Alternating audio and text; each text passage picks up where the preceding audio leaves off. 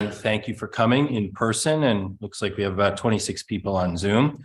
So happy Valentine's Day to everyone. There's no place that you'd all rather be than at a Board of Education budget meeting on Valentine's Day. So thank all your spouses and partners for letting you be here. So thank you.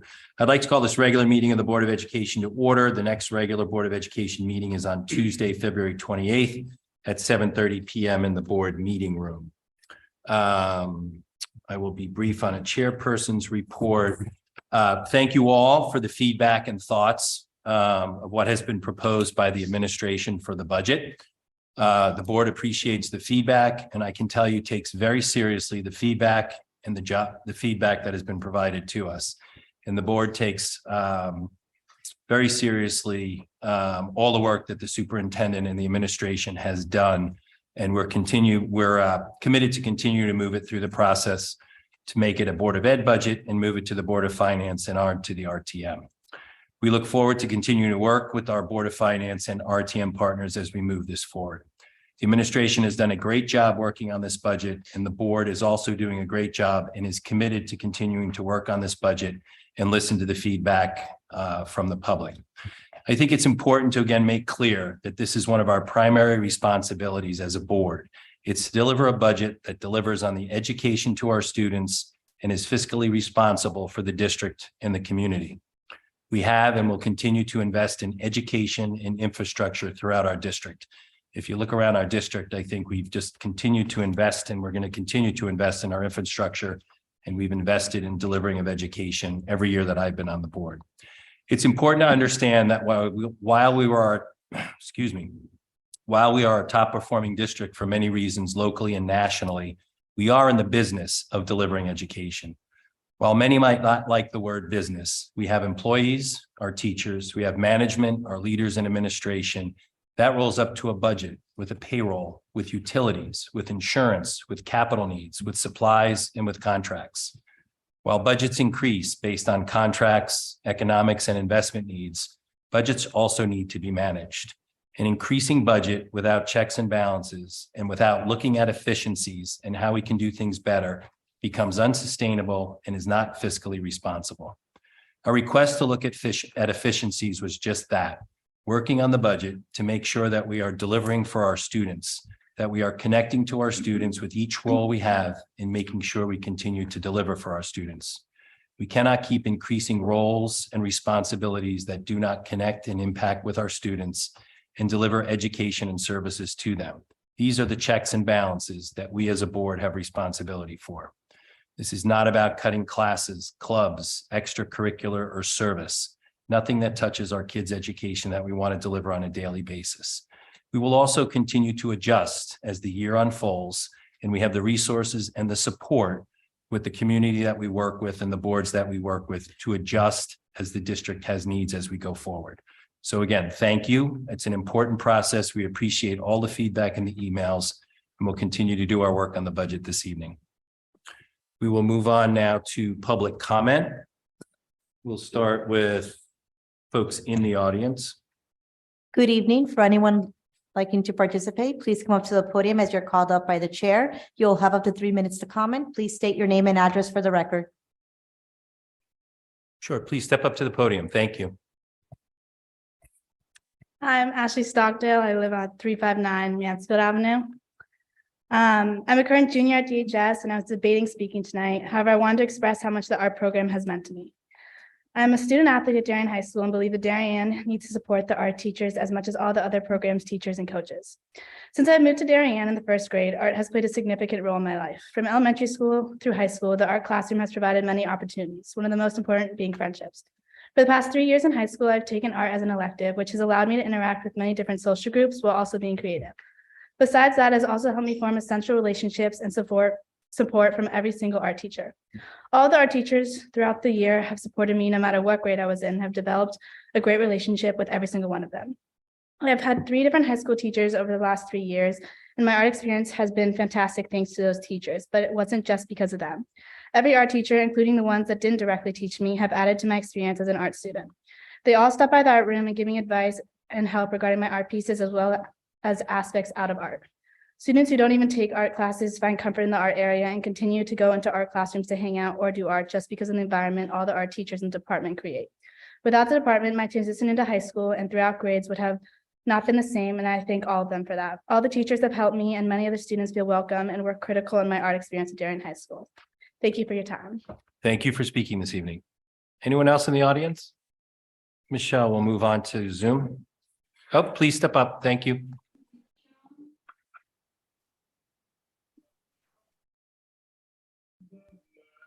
Joanna Walsh, 17 Pleasant Street. What is it that we want for our children? Parents consistently say that they are still concerned with their children's Can education. you turn it down a little bit for just a few minutes? Can you turn it down a little bit just? Someone on Zoom needs to put themselves on mute. We can hear you speaking. I have unmuted. Thank you. More than well-educated, we want them to be safe and secure. You've already hired 8 full-time employees off-cycle to accomplish this, but there's more work to do. Safety is not just hiring a director of mental health, a director of security, and 6 armed guards. Safety is making sure that there are enough adults to supervise elementary-age children on the playground, in the hallways, in classrooms, while teachers are delivering small group or individualized instruction. Safety is making sure there are enough educators in the building to physically attend every middle school classroom and teach students during each period so they aren't left with periods of unstructured time in the library. Safety is making sure that high school students aren't roaming the hallways freely once they are marked present by the campus monitor who is running to a classroom to take attendance and then running back to the front of the school. High school students are already appropriately afforded freedom and independence commensurate with their age and maturity. They are not college students who should feel free to roam campus without purpose. Security is not just hiring a director of mental health, a director of security, and 6 armed guards. Security is providing space and programming for students who are stressed out, overscheduled, and undersupervised. Security is providing space and programming for students in crisis, several of whom who have come before this very board and begged for help. Security is providing space and programming for all grade levels, instituting guardrails as early as possible by, for instance, funding Teen Talk or something similar at Middlesex. Security is providing space and programming for students to find their own path and know that this path is as valued as more prominent programs. This means funding new opportunities for different learners like American Sign Language, funding STEM with robotics, funding the visual arts with appropriate staffing, funding the performing arts with the very needed auditorium upgrades, and even funding within athletics more equitably. Please show our community of teachers, parents, and students that you are listening and that you hear them. Please take the additions of the Director of Mental Health, the Director of Security, and the 6 SSOs and keep going. Thank you for speaking this evening. Anyone else in the audience? Michelle, we'll move on to Zoom. If anyone in Zoom would like to participate during public comment, please use the raise hand option. Ms. Carolina Magui, you are unmuted and recognized. Hi, everybody. Can you hear me? Yes, go ahead, Carolina. Good evening. Carolina Magoy, 28 Kensett Lane. Like our student in-person speaker tonight, I've debated about commenting because on the one hand, I think that you have all made your minds about what should or should not be caught long ago, and it's really a waste of time to speak up. I think to myself, Carolina, you're almost done with DPS. Let other people care. But then my Jiminy Cricket pitches in and tells me, don't stand down. You know what it's right. Speak up. So I would like to take the liberty to remind you why you are all in those seats. It's for the kids. It's not for certain interests. It's not because there is a hidden political agenda or maybe not even a hidden one. And it's not because you represent some of your constituents. You are here for the students, all of them. The drama kids, the music kids, the STEM kids, the artsy kids, the sporty kids. You get my point, all the kids. Some have been courageous enough to speak up and risk being made even more fun at school because of it. Some have cried in front of you. Some have sent emails to you because speaking in public is too much. Some have parents that are speaking up on behalf of them. Please don't just hear our kids. Listen to our kids with your hearts open. Do what is right for all our kids. And remember that what gets decided here tonight will have implications not only for the next year, but for the years to come. Thank you. Thanks for speaking this evening. Anyone else on Zoom, Michelle? Alex Taylor, you are unmuted and recognized. Alex, can you hear us? I can, and I'm sorry about unmuting myself before that. Raise hand always makes me Go ahead, nervous. thank you. I'm Alexandra Taylor for Behringer Road, and I'm speaking for CPAC. We support the continued professional development for co-taught classrooms, teachers at all grade levels, with extra focus on new team groups and teachers, but still providing refreshed training for existing teams and teachers. We support an evidence-based approach to teaching reading and that support all learners. We continue the district to move towards a research-based program as quickly as possible. We support the administration's plan regarding the wellness coordinator. We support the district in addition to American Sign Language at the high school. We agree with all the district's reasons for keeping ASL in the budget as a language offering, so we won't repeat those.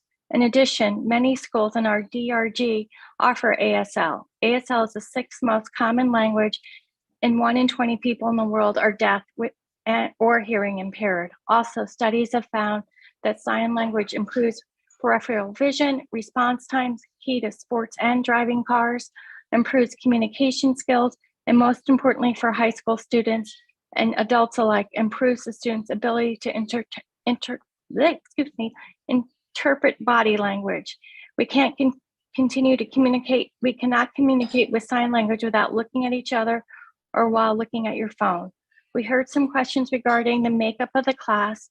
We ask you to clarify this. There are classes at DHS that have a ratio of more than 50% of IEPs to no IEPs. We've been told that students can be IEP'd into a class or just happen to have an IEP and be in the class, which means the class could be more than 50% IEPs. Thank you for your time, and we appreciate all the work you do. Thank you for speaking this evening.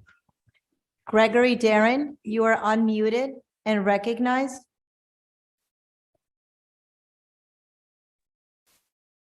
Gregory, can you hear us? Yes, can you hear me okay? Yep, go ahead, please. I'm Greg Darren. I'm the Department Coordinator for Technology, Engineering, Business, and Computer Science in the district, and I live at 6 Birch Ave in Wolcott, Connecticut. Good evening. I've worked in several districts in which the Board of Education only cared about saving taxpayer money without a care about how their decisions affect kids.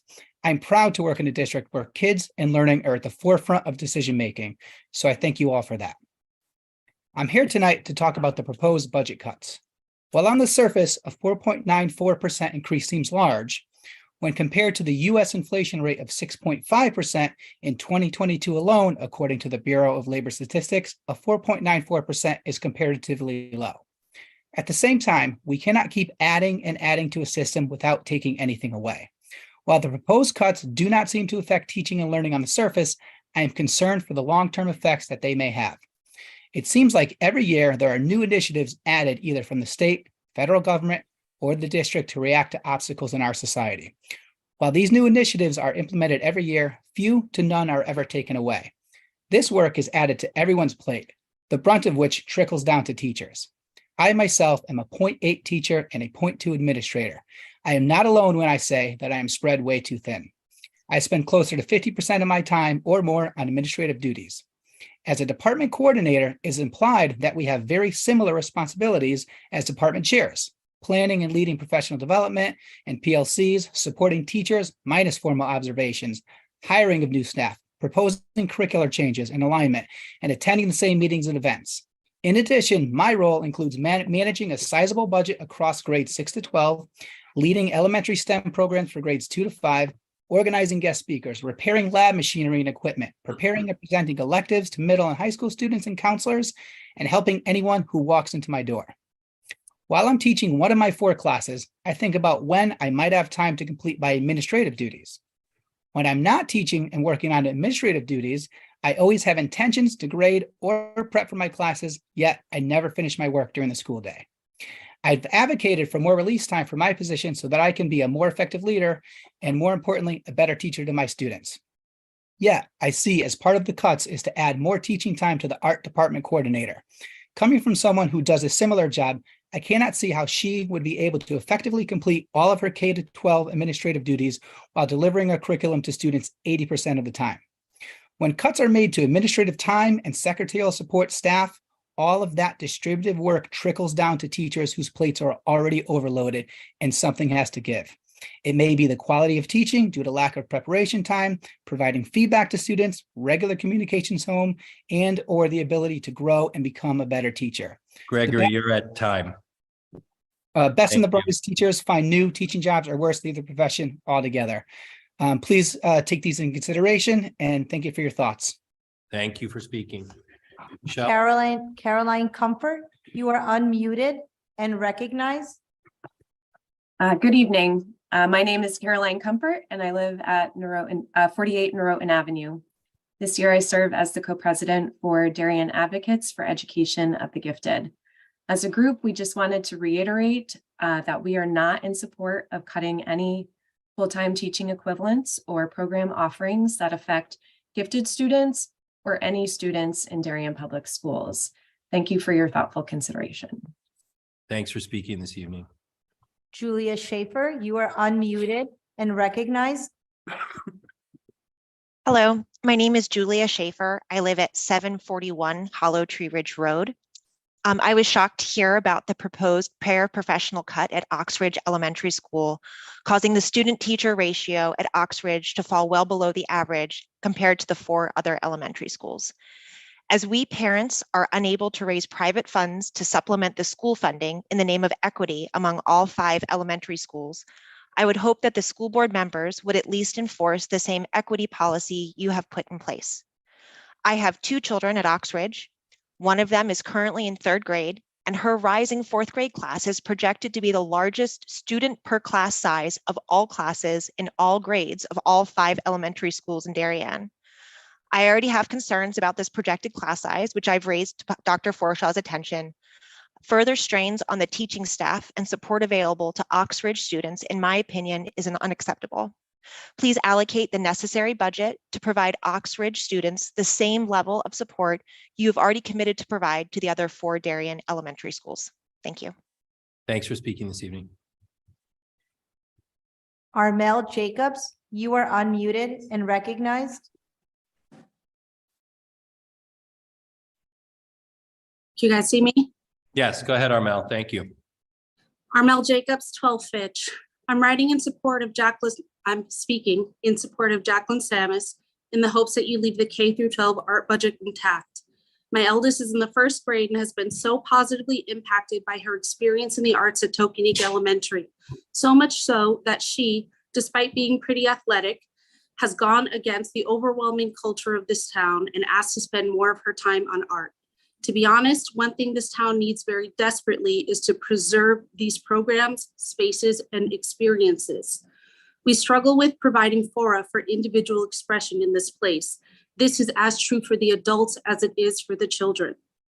Everyone is forced on a particular track so early, and clearly that pressure is causing mental health burdens as the kids age. I was recently told by a Darien High School junior, whatever you do, just make sure she's picked a sport by 6th grade. That is the key to being happy at the high school. If she waits any longer, she won't have the athletic skills or the friendship bonds to have a good experience at DHS when she gets there. I asked her, is that what you did? And are you happy? She replied, I mean, the first 2 years on the team was hard. You get hazed by the upperclassmen, but then it gets easier. I know from watching these meetings that this is not just one person's opinion. We have allowed a culture here that puts an enormous amount of pressure on our students to fit into a mold that deprioritizes self-care and unique expression. If you chip away at the arts, you will continue reducing the spaces where individuality can thrive. And to be honest, the monetary savings you get from this particular change is not really that much relative to what the students may experience in terms of a downgrade in quality when you lose the ability to coordinate from the top. Over time, you are sending a message that the values and priorities of this place don't align with keeping mental health and self-care at the forefront. Students of color, both here and in Norwalk, have said that they felt undervalued after your open choice decision. The choices you make have reverberations in this community. After the suicides, I heard a girl last spring come to you in tears.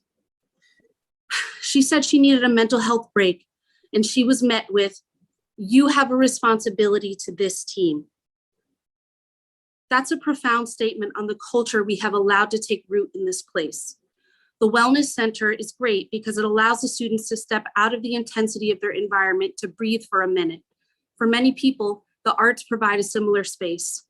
These kids are majorly boxed in. Anyone can see it.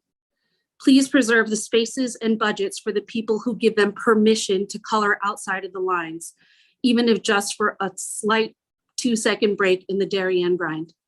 Thank you. Thanks for speaking this evening. There are no more raised hands at this time. Okay, thank you. We will move on to the superintendent's report. Good evening, everybody. I just want to note that we have about 9 7th graders tomorrow morning will be on NPR with Mrs. Dahlstrom, the middle school principal. And these students have raised urgent dollars to meet the urgent need of the victims in the earthquake in Turkey and also Syria. And they've raised about $5,700 in 3 days.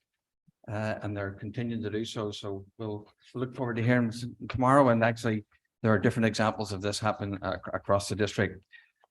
So congratulations to them, and we'll tune in.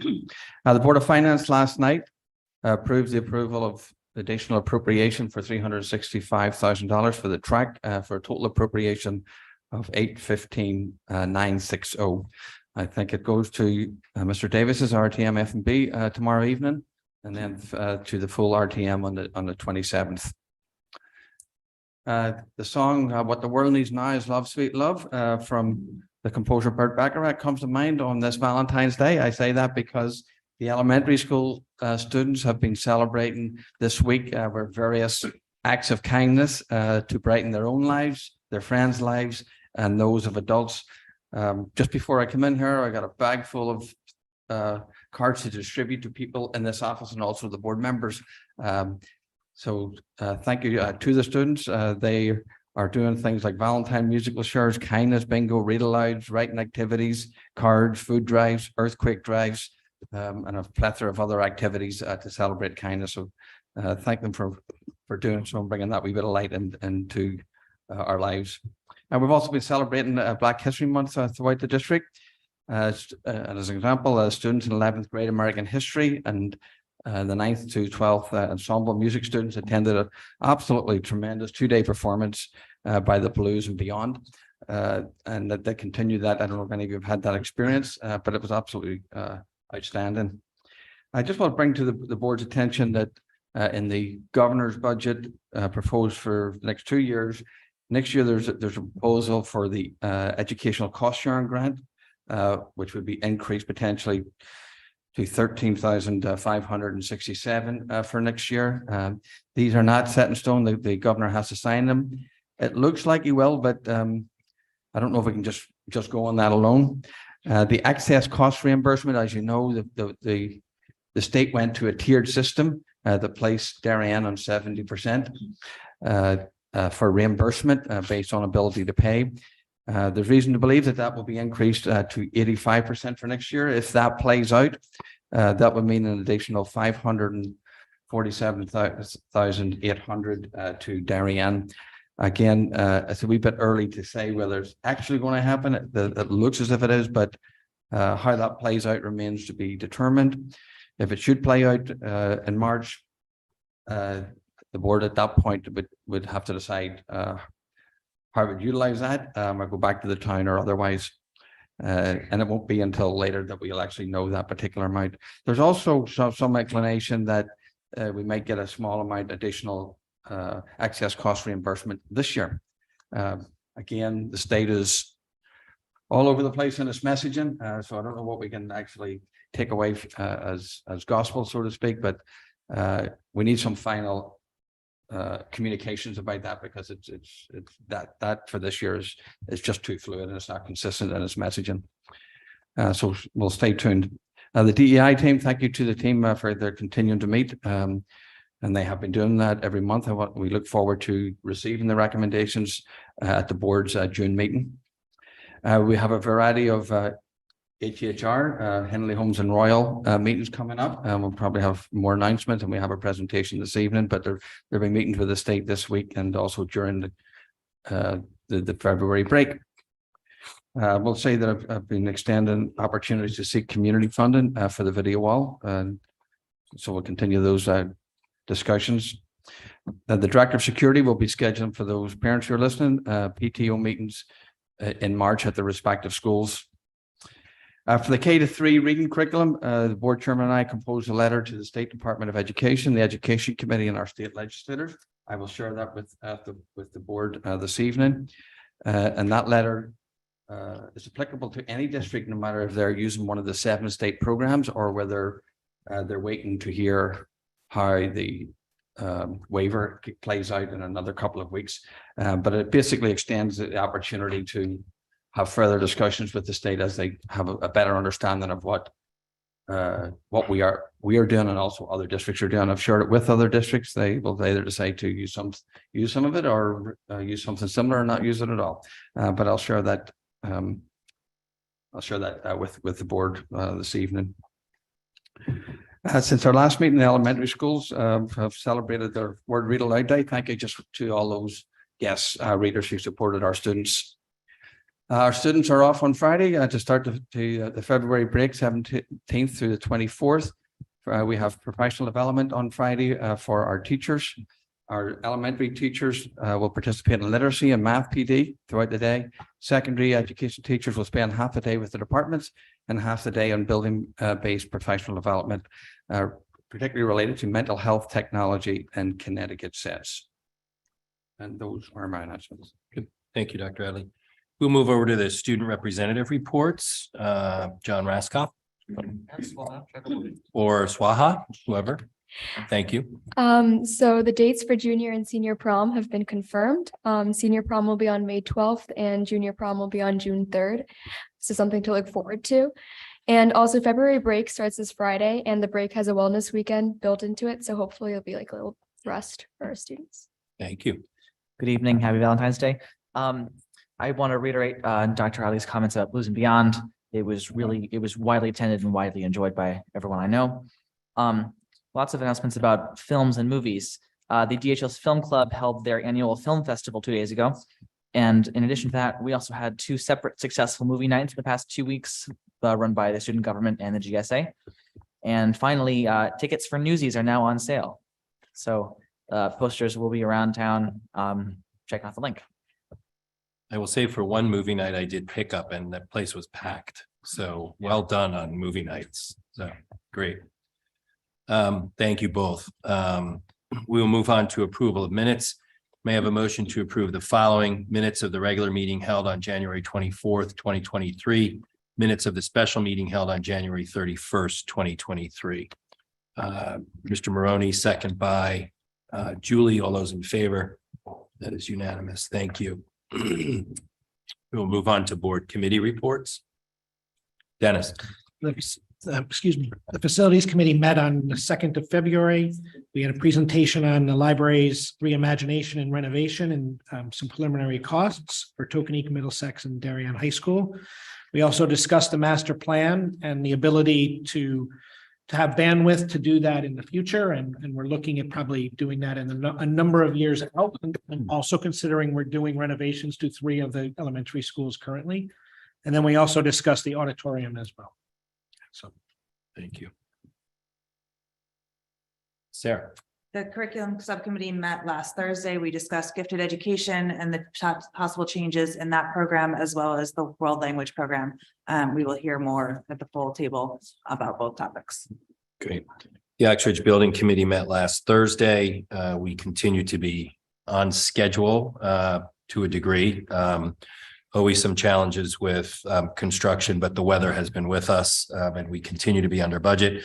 It's exciting to see the steel is up. And so the cafeteria and the gymnasium, you can really start to see the structure of what that building is going to look like. And continue to talk to folks over there. And I think our staff and our students continue to enjoy that new building. So we're going to hear from Hinley Homes and Royal as part of the agenda. All right, good. Thank you. We'll move on to presentations and discussions. I have a request. I'd like to make a motion to change the agenda and move up the Hinley Homes and Royal Building Project ahead of the further discussion on budget proposal based on having guests in the room. Second by Mr. Sini. All those in favor? Great, thank you. So we'll move on to an update on Hinley Homes in the Royal Building Project and possible action on 3 separate motions to approve the final plans and project manual as prepared for the bidding date of 2/3/23 and the professional cost estimate dated 2/3/23 for phase 1 electrical procurement for the following projects: Hinley ES State Project number 0350121A, Homes ES State Project number 0350122A, Royal ES State Project 0350123A, contingent upon approval of these documents by the HHR Building Committee. So I think we have some guests here now. Ms. Purcell, Yes. welcome. Do you want me to, correct the agenda? Those A's will be preceded by EA. Right. I have that on the motion. We have those on the motion. Thank you so much. I'd like to welcome Laurel, who's the street construction manager at ONG. She's also been spending a lot of time guiding us through, and well, we're down to maybe it's 5 weeks so far, 4 or 5 weeks. We've met at the various schools with the principals around the phasing of these buildings because there's a lot of movement around that. I want to thank you for your leadership and insight and patience with people. You've done that very skillfully, and it's very much appreciated. And you've also been very responsive. With that, you're here today to lead us through a couple of meetings that are coming up. This is procedural in nature. I know there was a lot of documentation. Honestly, the detail of the documentation is unrealistic for you to make your way through. This is being guided by the building committee. So everything that's on the table tonight would have to be approved tomorrow evening. The reason why we're here this evening is we're on a very tight time frame for the state. So it's with that, Laurel is before us just to update you on that. I have a variety of forms, hopefully that the board chair and I can sign this evening and pass along to the building committee tomorrow. This is also a change in process from Oxridge in that we did not get into the weeds and approve electrical plans and pre-bidding processes. So some of this is driven by a change in the process up at the Office of Grants and Construction, correct? Again, Laurel Purcell with ONGAP, your construction manager. I don't know how familiar you are, but in our industry, the construction industry over the last year, it kind of started with COVID, the electrical procurement, the switchgear, the main systems that are going to be needed for these additions. The lead times, the time it takes to order them and get them on site is just astronomical. It's close to a year. It's 50 to 60 weeks. It's not normal. That's why you didn't run into it at Oxridge. But because of the schedule of the HHR, all 3 schools, we're going to be starting with the new additions. And we're expecting to have those new additions ready for the start of the 2024-25 school year, the next year. So we're really only giving ourselves 1 year to get the additions built. We're coming to you tonight to have you approve us purchasing the switchgear to get it in the works, get it ordered so that we have a chance of getting it to the job site ahead of the construction. So we'll be back in front of you in about 5 weeks with the rest of the documentation. The rest of the design is still proceeding. It's coming to a close for all 3 schools, but we want to get a jump to ensure that we can get the materials that we need on site. So we have the materials, so as high a level presentation as possible, as there may be some electric personalities here, but there are no electricians here. So- No, it's just main equipment gear that you would never see because you're not allowed in those rooms. But it's Thank you. it's the power for the addition and for the schools. They're all getting new power. So we're asking you to approve the plans and the cost estimate.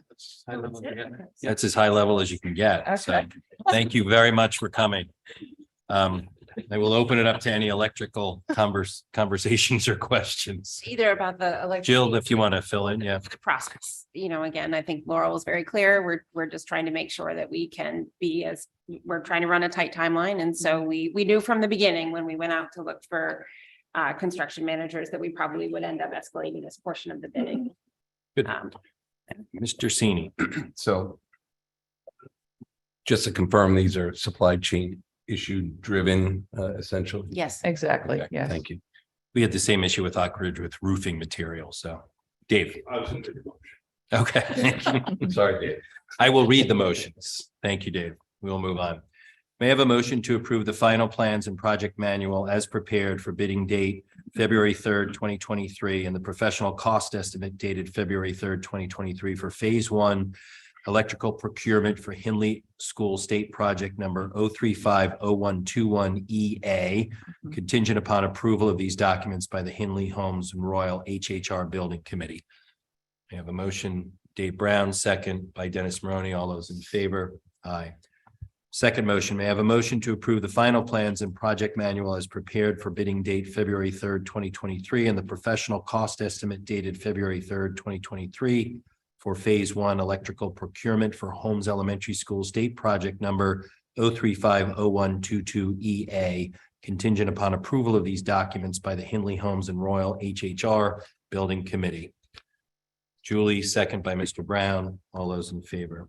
Third motion, may I have a motion to approve the final plans and project manual as prepared for bidding date February 3rd, 2023, and the professional cost estimate dated February 3rd, 2023 for phase 1 electrical procurement for Royal Elementary School State Project number 0350123EA, contingent upon approval of these documents by the Hinley Homes and Royal HHR Building Committee. Katie, second by Dennis. All those in favor? Thank you. Thank you. Thanks for coming. Appreciate it. Thank you. Thank you very much. We will move on to further discussion and action items on the 2023-2024 proposed budget. So we have a sheet prepared that the board has. So just to align this, the administration has organized this according to RC. So we'll do RC by RC. And then we will make a motion. I'll give you an example here, a sample motion. May I have a motion to decrease RC1 at Darien High School, the RC number, the request, and the dollar amount. Yeah.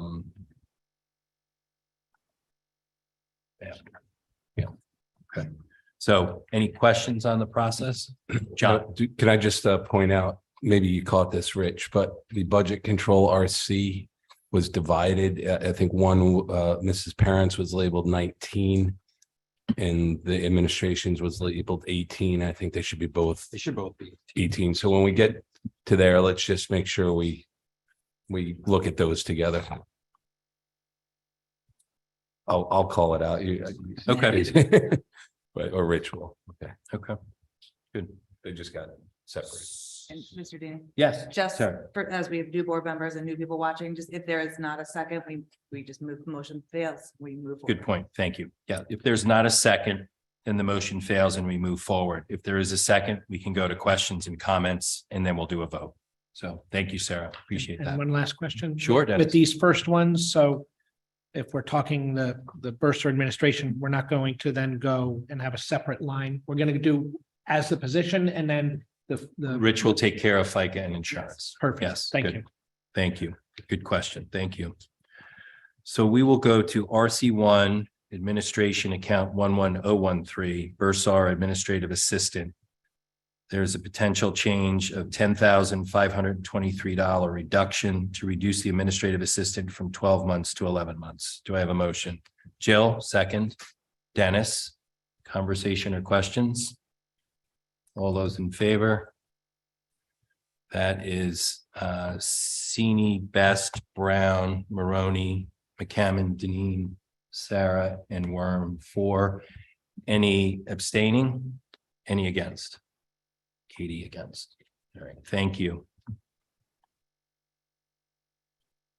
So Rich, that takes care of, okay. So we'll move on to RC1 Administration, account 21501, Principal Director Secretary, a reduction of $53,124. FTE eliminate 1, eliminate Science Secretary. Do I have a motion? Yep. Go ahead, yeah. Oh, okay. Thank you. Do I have a second? Yeah. Jill, questions or comments?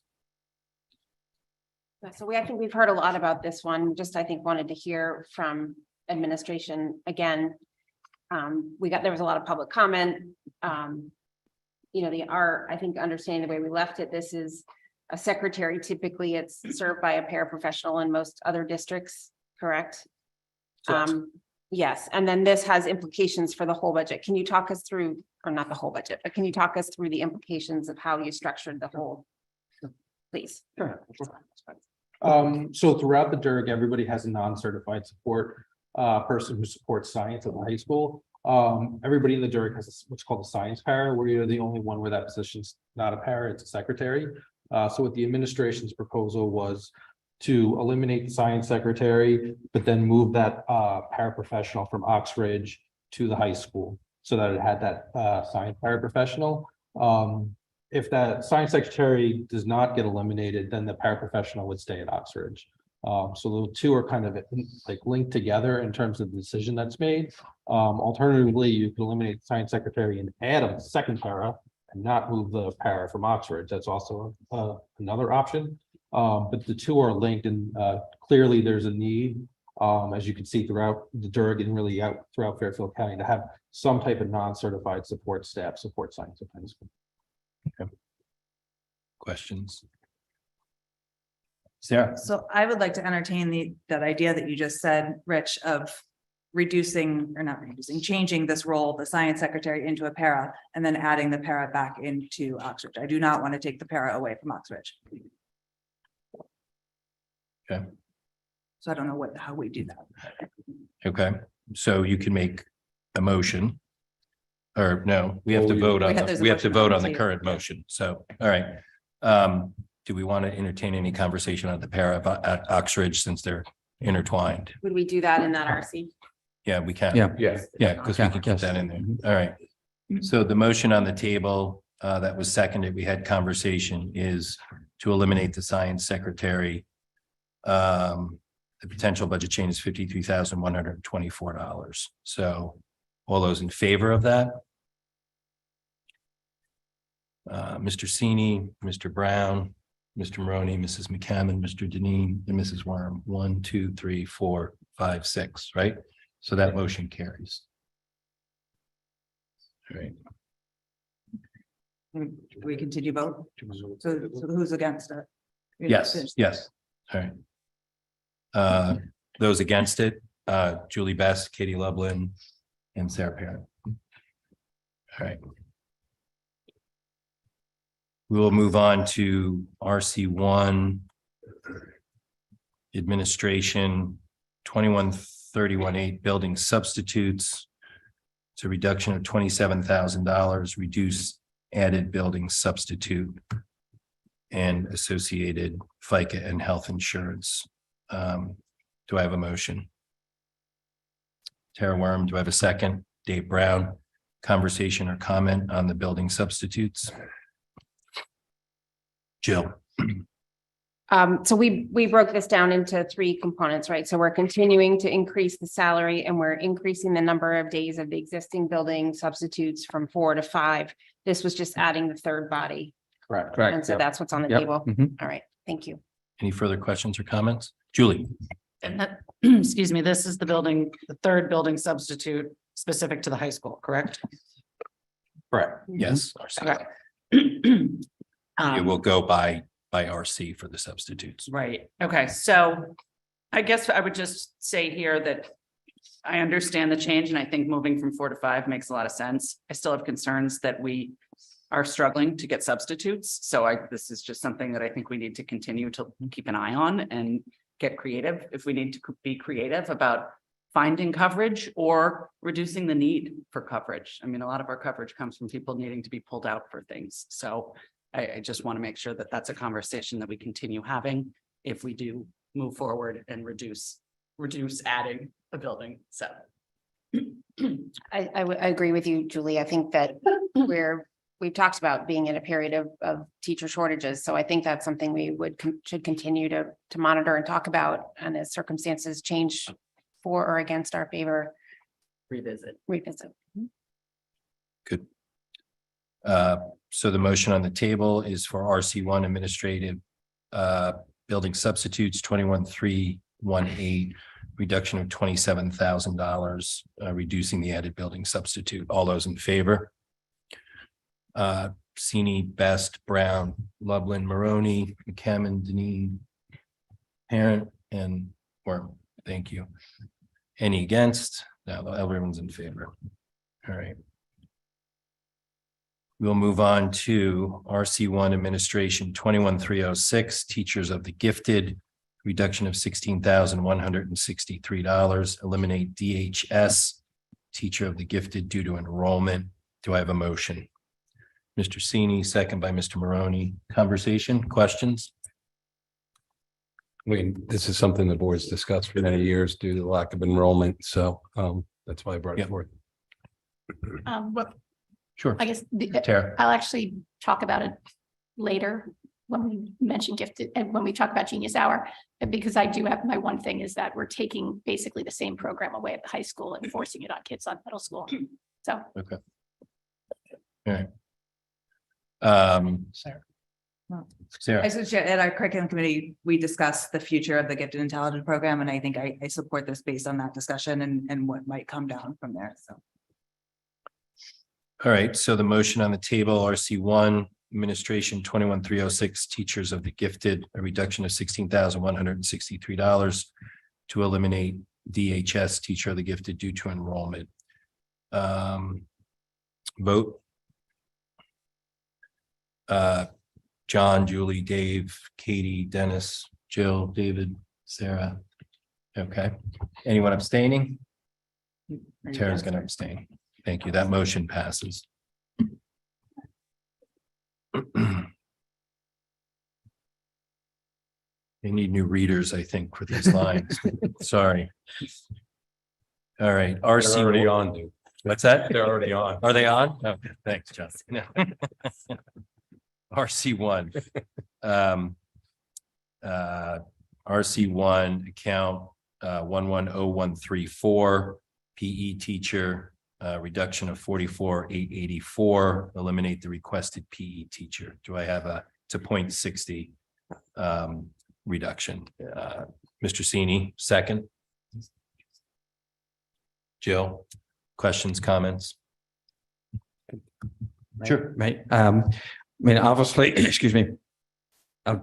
Since we're going through all these, I would obviously point out the obvious that we try to make the reductions and reductions to make the reduction to the budget amount that the board wanted. So clearly these ones, for the want of a better term, I wouldn't want to be double dipping, but I understand that's the board's prerogative. But on these ones, we would be asking that we wouldn't be supporting these ones because we've already tried to put forward that proposal. But that being said, that's a consistent message throughout this. Does that make sense to people? Yep. Thank you. We'll now vote on the do have motion. a question. Go ahead, Sarah. So this was at the budget proposed last year as well, correct? Correct. Do you expect that if this is, do you expect to see this again if this gets, if this passes tonight? If the need is there, I'll be back with the same need. Okay. We can't solve it some other way.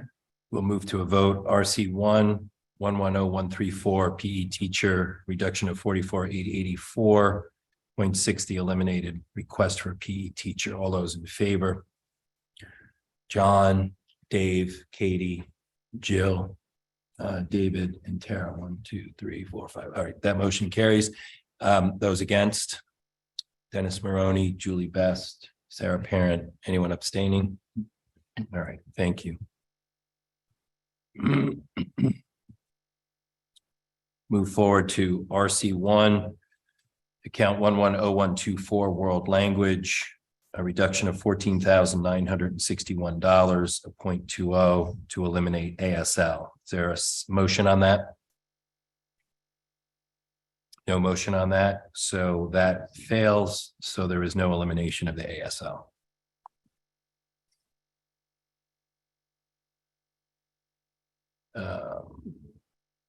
Is there any conversation?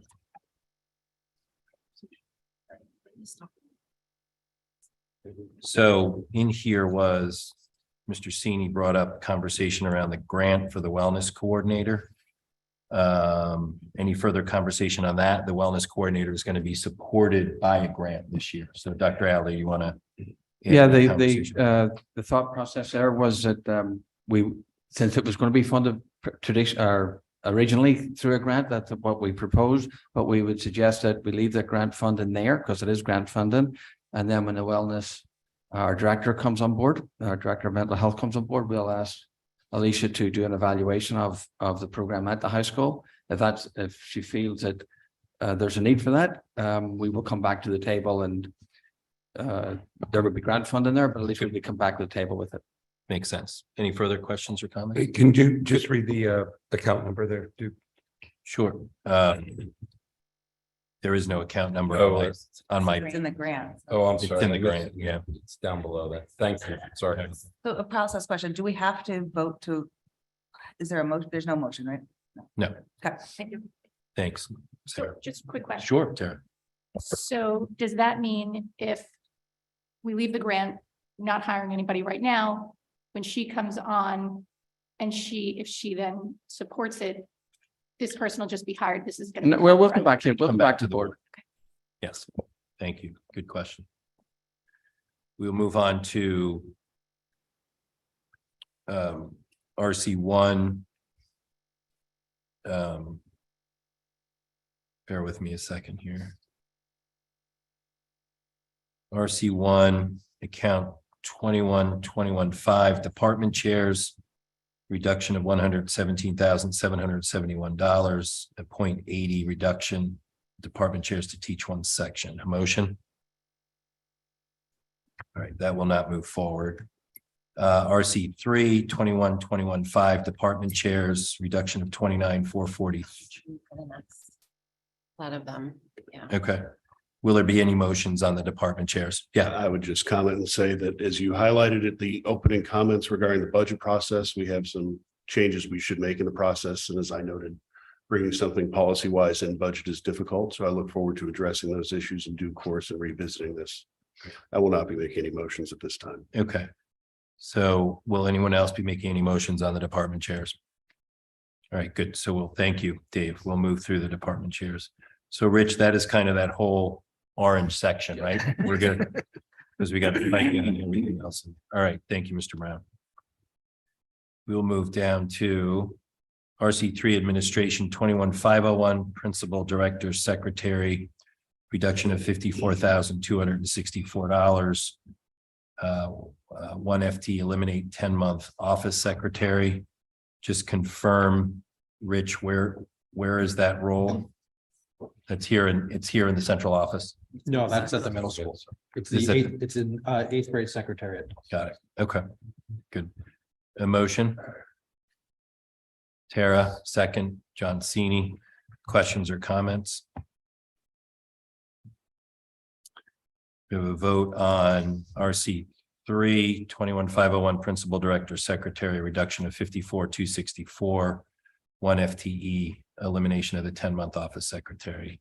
All those in favor? John, Julie, Dave, Katie, Dennis, Jill, David, Sarah, and Tara. That motion will move forward. Thank you.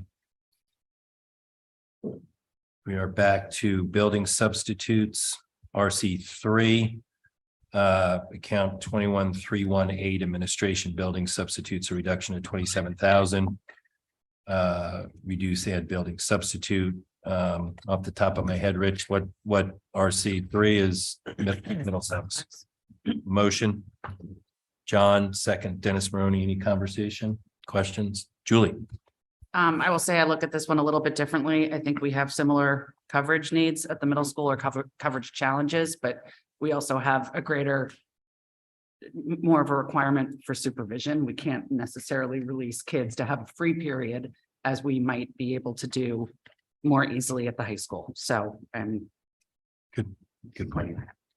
Any other questions or comments?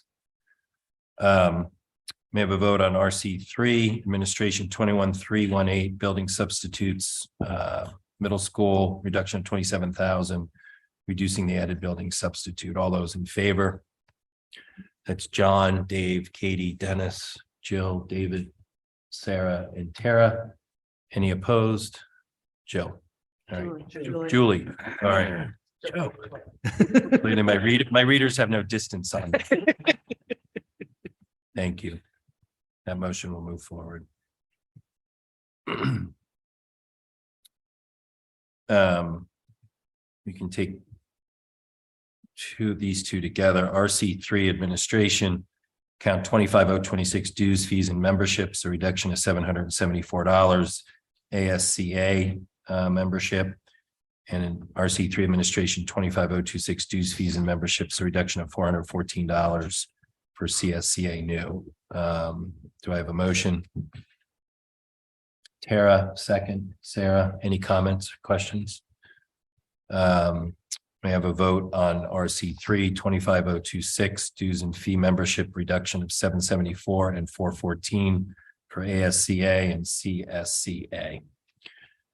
John, Julie, Dave, Katie, Dennis, Jill, David, Sarah, and Tara. That motion moves forward. Thank you.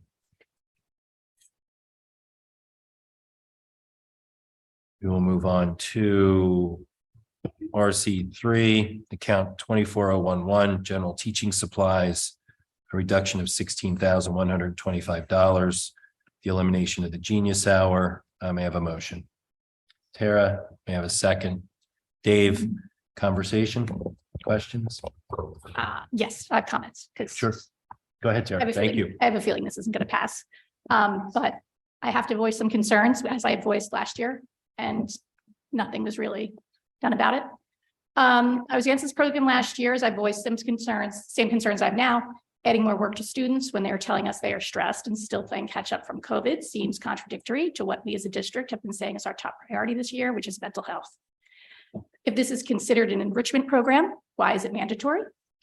If we do not support the Achievers program at the high school, which is an independent study project, why are we supporting an independent project at the middle school? It sounds as if the gifted program is being chipped away at in the name of equity. I've asked last year and I'll ask again. You say that students want this, but feedback I have heard is they do not. Where is the survey of the students? You say that the students should have a voice, but at every turn I see the students left out of decisions. We hear that this was success last year. What are the measurements of success and why have we not seen them? Thank you, Tara. Julie. Thank you. Just to clarify, I'm quite certain this is the first year the program has run, and I believe we've had But about. it was on the budget last year, and last year I questioned it before it started. Okay, so now that it has started, what I was going to say is we've had, to my knowledge, they meet in Flex one Monday a month. I believe Dr. Tramberg told us they've met maybe 4 times so far on this project. I personally feel that we asked a lot of questions when it was presented last year. We approved it as a board, and I continue to support it. I think it deserves its run, and see where we get to at the end of the year. And I'd love to hear more about it moving forward for sure. Jill. I'm gonna not vote the program down this year, but I do agree that we need to hear more about it. I think this summer it would be great to have some of those questions answered, and a real understanding of what the program is accomplishing and why. I'm all for free study. I love it, but I think I'd like to really understand what we're doing with that time through the lens of understanding that while we want our kids time to explore what might be in their own heads, we're also trying to manage a very competitive environment. So I look forward to hearing more. Thank you. John. You have your hand up? Well, Jill said basically what I was going to say. Okay. Yeah. I think we need to hear more about it. I think we need to get feedback about it. I would ask Chris, why can't it be an option or an elective in middle school? I think we should give these kids some options on this type of stuff, and I think they should have the ability to have a down period or a downtime under supervision. So that would be my add to it. So any other questions or comments? All right. So we'll move forward. Do we on a vote on RC3 24011 general teaching supplies, a reduction of $16,125. elimination of Genius Hour. Those in favor? Dave, Tara, all right. So that motion will not pass. So, all right, thank you. I think, Just for the record. yeah, just for the record, all those, these. no, thank you, sir, for keeping us on par. All those against, John, Julie, Katie, Dennis, Jill, David, and Sarah for keeping the program in. I think if the administration hears the message, we need more information on this. Thank you. We will move on to RC 3 12001 consultant services. This was potential change of $90,000 to add Teen Talk to middle school. Dennis, any further conversation or is there a motion on this? I make a Sure. motion. Make a motion. Okay, second by Julie. Conversation.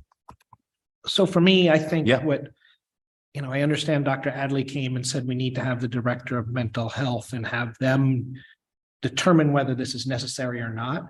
I just think it makes too much sense to not do, and it's something we're going to be asking for in the future. That I want to be upfront and honest and say we're going to, and it doesn't have to necessarily be Teen Talk, but to me, there should be some type of program at the middle school. And I would like to fund said program beforehand and not after. And I understand we are not in the business of funding programs that have not been fleshed out. But I think just makes too much sense to not have on the books. Thank you, Dennis. Sarah. I will back up Dennis's comments. I think we heard her name just escaped me. Whoever the Teen Talk presenter. We heard her say that it was most effective when it started at the youngest age. So I would support Dennis's. Thank you. Any other questions or comments? John. I'm gonna oppose it, but agree with almost everything you guys said. But from a process standpoint, I want to see a program before I fund it. So I'll support the funding of the said program when it's presented. And I have a feeling we'll be doing that in due course. I agree. Agreed. We'll move to a vote. Dr. Adler. Yeah, just perspective wise, I think I've said that certainly that the needs of mental health needs of our middle school is paramount. I will say this program at the moment is not completely ready to be on board at the middle school as quickly as this, and that they will do it and we would do it, but they're not as ready to receive it as they might be or should be. So just give that as another perspective. Good information. Thank you. We'll move forward on a vote on RC 3 12001 consultant services, adding $90,000 to add the Teen Talk program to Middlesex Middle School. Those in favor? Katie, Julie, Dennis, and Sarah. Those against? John, Dave, Dennis,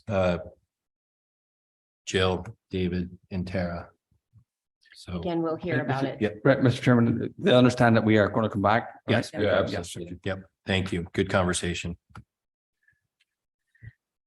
We'll move on to RC 5 Administration 21318 Building Substitutes.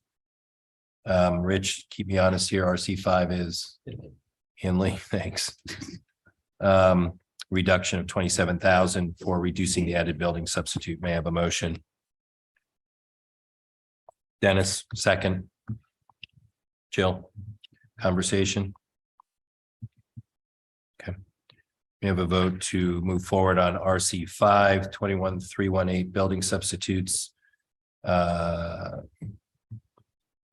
deletion of 27,000 on the added building substitute for Henley. All those in favor? John, Julie, Dave, Katie, Dennis, Jill, David, Sarah, and Tara. Thank you all. That motion moves forward. Anyone opposed? No. Thank you.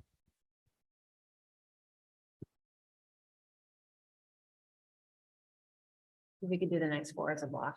Yes, good. Thank you. We will move on to RC 5 for building substitutes or RC 7, excuse me. How about 7, 8, 9, and 10? But there's what is this one up here? So these are all those, you just did that one, but then 7, 8, 9, and 10, those are all the elementary school. But this one we didn't do. Oh, the dues, I'm sorry. Yeah. I have to do So, that first. all right. Thank you. We'll do RC5 administration 25026 due fees and memberships, a reduction of $175, just allocation of resources, dues reflected Ed Week, ASCD and Darien Times. Can we do that for 5, 7, 8, 9, and 10? Because you were They're all right, I the was same. talking about the other line number, but there is still 5 of this one. Yeah, they go down as well. Okay, that's fine. So we'll do that for RC 5, dues, fees and memberships, a reduction of 175, RC 7, 25026, a reduction of 175, RC 8, 25026, a reduction of 175, RC 9, 25026, administration, a reduction of 175, and RC 10, our 25026 dues, fees and memberships, a reduction of 175. Do I have a motion? John, second. Jill? Julie, any questions or comments? All right. A motion to approve those reductions for RC 5, 7, 8, 9, and 10. All those in favor? John, Julie, Dave, Katie, Dennis, Jill, Duke, Sarah, and Tara. That motion moves forward. Thank you. Now we can do a block on the building substitutes also. So we'll do a block on RC 7, 21318 building substitutes, a reduction of 27,000 in associated FICA and health insurance. RC 8, account 21318 building substitutes, a reduction of 27,000 for the added building substitutes and associated FICA and health insurance. RC 9, account 21318 building substitutes, a reduction of 27,000. In RC 10, 21318 building substitutes, a reduction of 27,000 in associated FICA and health insurance. So may I have a motion? Dave, second. Dennis, any conversation, questions? Julie? I would just point out the same thing I said when we discussed this at the high school, keeping an eye on this and revisiting if or as needed. Yeah, I think if we can hear at each board meeting, if there's a need or a concern, or at least monthly. So thank you. Move forward on a vote for RC 7 on building substitutes, RC 8, RC 9, and RC 10. Each is a $27,000 reduction for the added substitute with associated FICA and insurance costs. All those in favor? John, Julie, Dave, Katie, Dennis, Jill, David, Sarah, and Tara. That's unanimous. That moves forward. Thank you.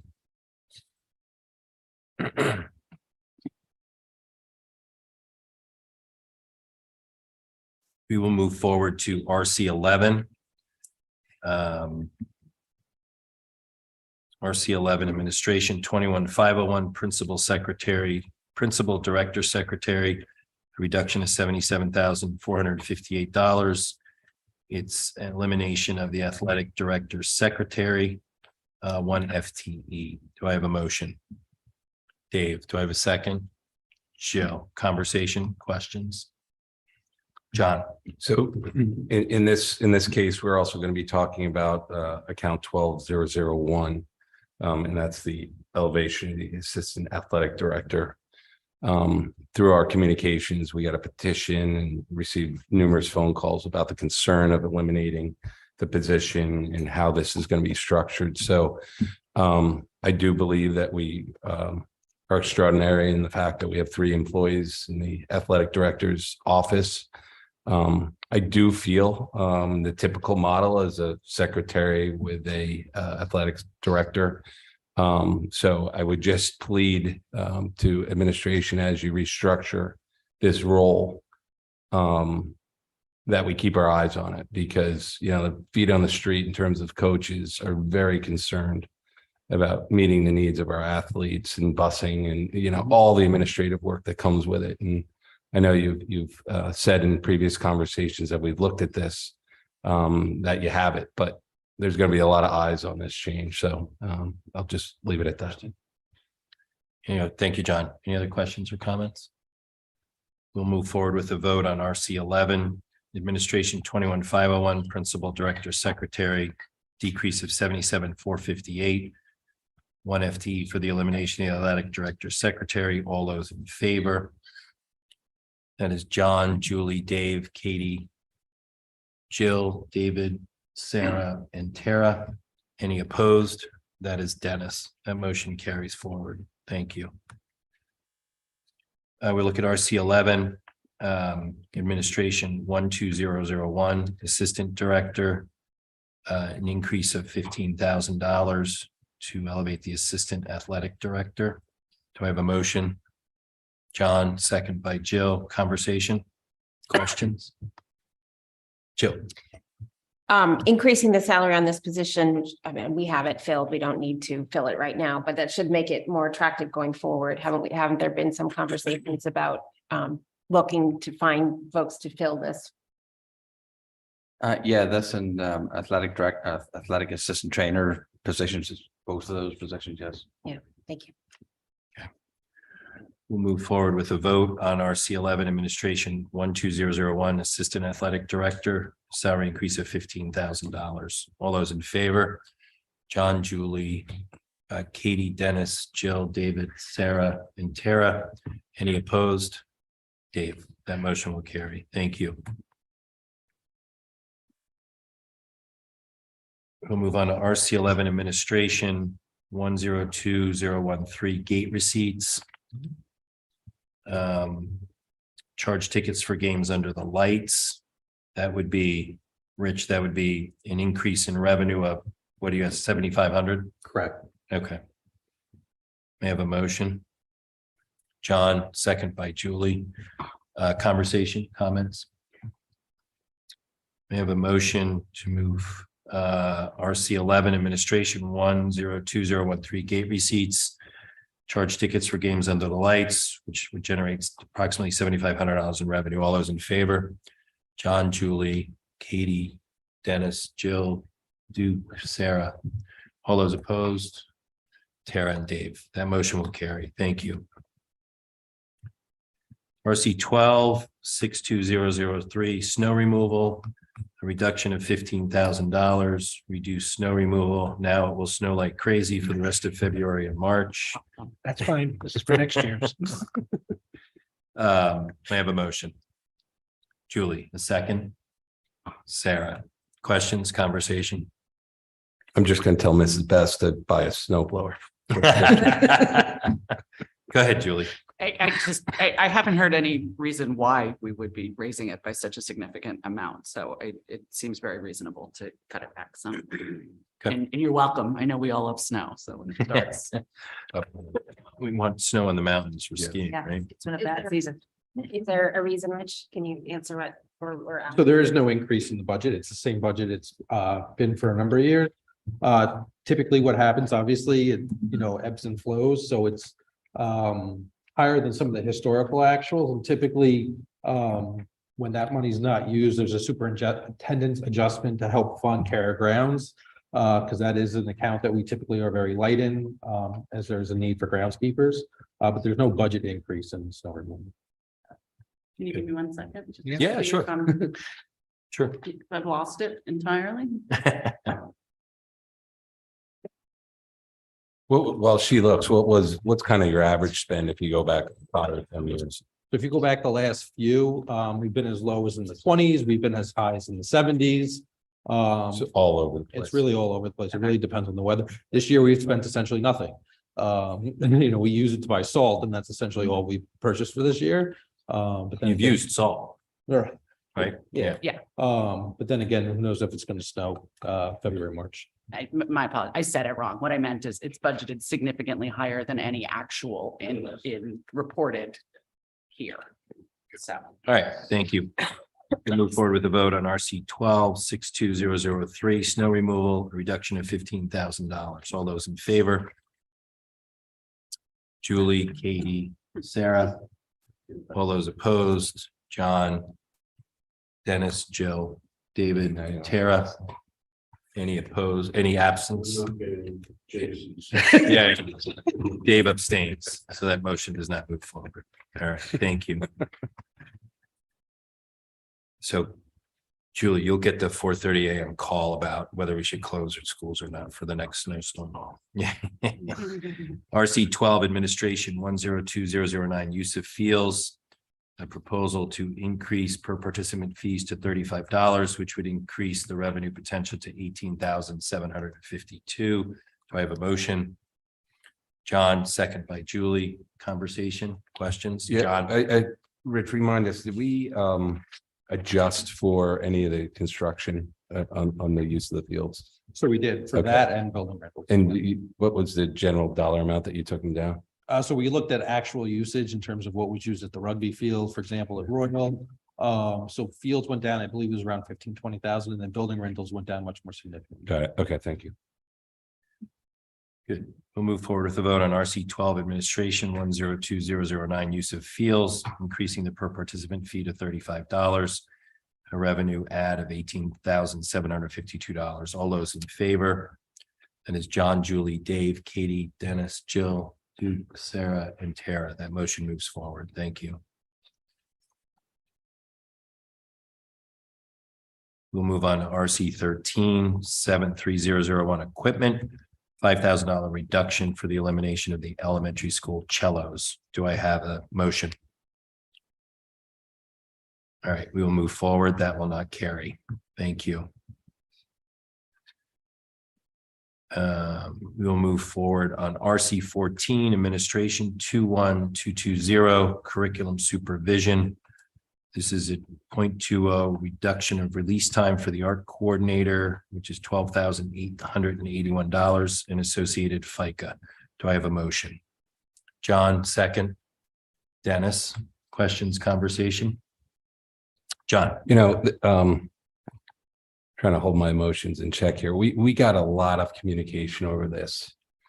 And the references to mental health around an administrative 0.2 reduction.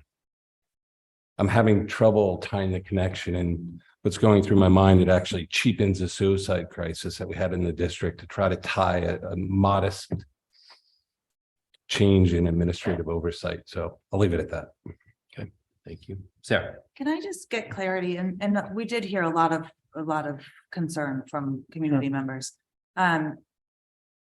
There is going to be no change in the courses offered at the high school. There is going to be no change to the Darien High School students' experience. Is that correct?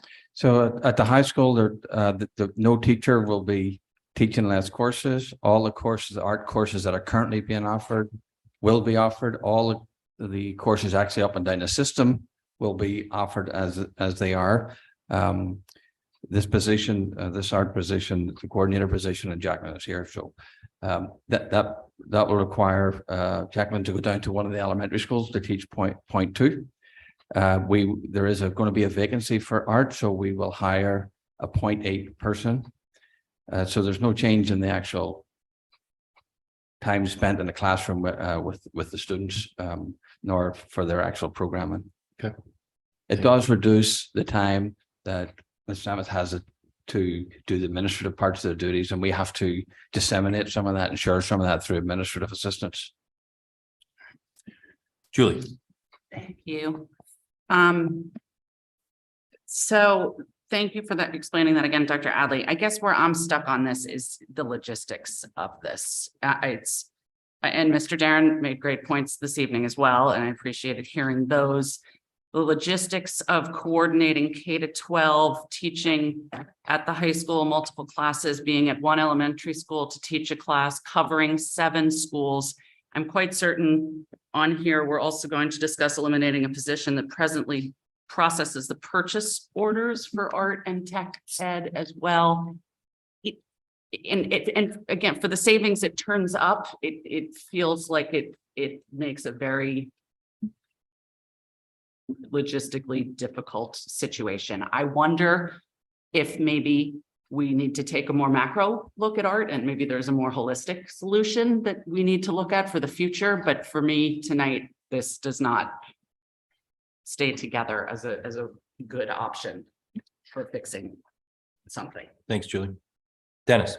Yeah, so I'd like to ask a question and point out some, but in public comment, there was a comment made that it was a waste of time to speak up and write a letter and things. And I think I take personal offense to that. I think we all listen to public comment. We read every letter, I believe, at least I can speak for myself. I'm assuming everyone else does as well. And I think we take those to heart and try to appreciate that and make a decision based on those letters and how what our data is showing us and things like that. But I think the public comment is necessary and informative. But with this, so my question with this is, and I hate comparing ourselves to DIRGs, but to me, this begs the question, what do other DIRGs do with art coordinators? Most of the surrounding DIRGs have a combined director of performance and visual arts. So New Canaan, Westport, Greenwich. John. So just be clear, then we're overstaffed relative to other DIRCs in the administrative function in arts, visual arts and music. Well, I'm not going to say overstaffed. Okay. Staffed differently. We have two roles. Higher, as most DIRCs have higher one. staff. Okay. Thank you. I will say, if I may, this isn't ideal, right? So I have to agree with Mrs. Best in that capacity. We would have put this on the table to start with if we thought that it's something we want to do. But so make it clear, it's not something I want to do. I think we can manage it, but It also gets the person back into a classroom in front of students in an elementary school, correct? Well, it means the Connecting with the coordinator teachers. goes back in the classroom for a period, yes. Right. Any other questions or comments? Tara? Yes, so currently there's an opening in art, is that what you're saying? There will be a Or there vacancy, will be. there will be a vacancy in art, yes, Because someone is leaving. correct, yes. Okay, so it's currently a full-time position that we're gonna then be filling with a .8. There's a trickle effect that the person who's maybe at an elementary school full-time would go to the full-time vacant position at the middle school. And then the .8 at the elementary school would be filled. So we have an art person in every elementary school, which is not necessarily how other DIRGs run it, correct? That is correct. Okay. They cover multiple schools or based on enrollment in classes? So based on enrollment, so for example, Ridgefield has 4 art teachers for 6 elementary schools.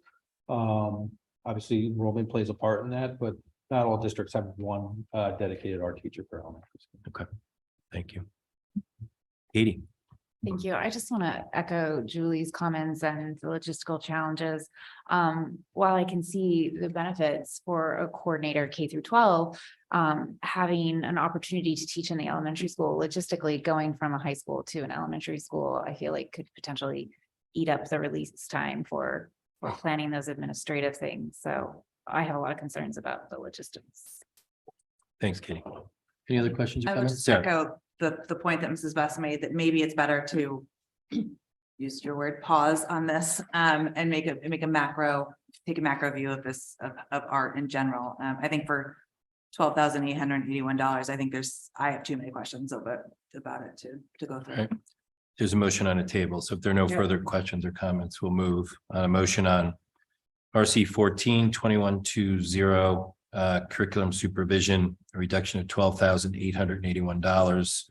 The .20 release time reduction for the art coordinator. All those in favor? That is John, Dave, Dennis, Jill, Dave, Duke, and Tara. So that's 1, 2, 3, 4, 5, 6. Any opposed? Julie, Tara, and Sarah. Julie. Katie, sorry, and Sarah's Tara. got it. So that motion moves forward. All right. Move forward to. Like Yeah. other things, we should continue to look at this as we go into next year and talk about it. Well, I think the information that's been put on the table about how other DIRGs do it, I think we just need a bigger picture look at. Again, from an efficiency standpoint and what we're delivering to the students, what do we actually need in terms of the org structure there? We will move on to RC 15, Administration 21201, Director of Instructional Technology. Reduction of $195,799. It's 1 FTE elimination of the Director of Institutional Technology. Do I have a motion? Dave, do I have a second? John, questions, comments? I mean, this is just another, I shouldn't say just, this is another item that has something tied to it. In Right, terms of yes, thank you. restructuring effort. So I think, I can't find it right It's now. right, It's right below, underneath it's it. right below it. Moving to a technology coordinator, Yeah. which is a teacher leader position. And if I may, point of information, will we Yeah. be going account by account here, or will we be going on block? With these, We'll go line by line, RC by thank RC. you.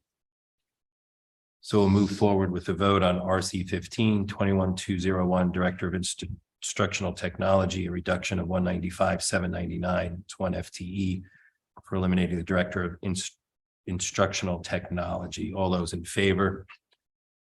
That's John, Julie, Dave, Katie, Dennis, Duke, Sarah, and Tara. All those opposed? All those abstaining? Jill is abstaining. That motion moves forward. Move on RC 19, administration, new account. This would be a technology coordinator for the district. An add of 104,473. That's an FTE, which is created teacher leader position. Do I have a motion? Okay, Can I? Yes, what's that? yes, you have a motion. Okay, Jill, do I have a second? Julie? Conversation, questions? I missed the account number. I'm sorry. There is no account number. It has to be created. Okay, sorry. Questions, comments? Just stating the obvious, well, maybe not the obvious, we can't do without a position here. Yeah. Right, so. But I guess I asked the question earlier in the week. I think from what we've heard in terms of some of the technology rollout and different things around that, and just feedback on kind of how this is all done and the feedback that's taken by the role, like, is it this technology coordinator that we need, or is it stipend type positions where the local teachers, leaders are in each school? Does this become a stipend position at the high school, at the middle school? Are there a couple of stipend teachers at the elementary schools? Again, you're connecting directly with the students, you're connecting directly with the teachers.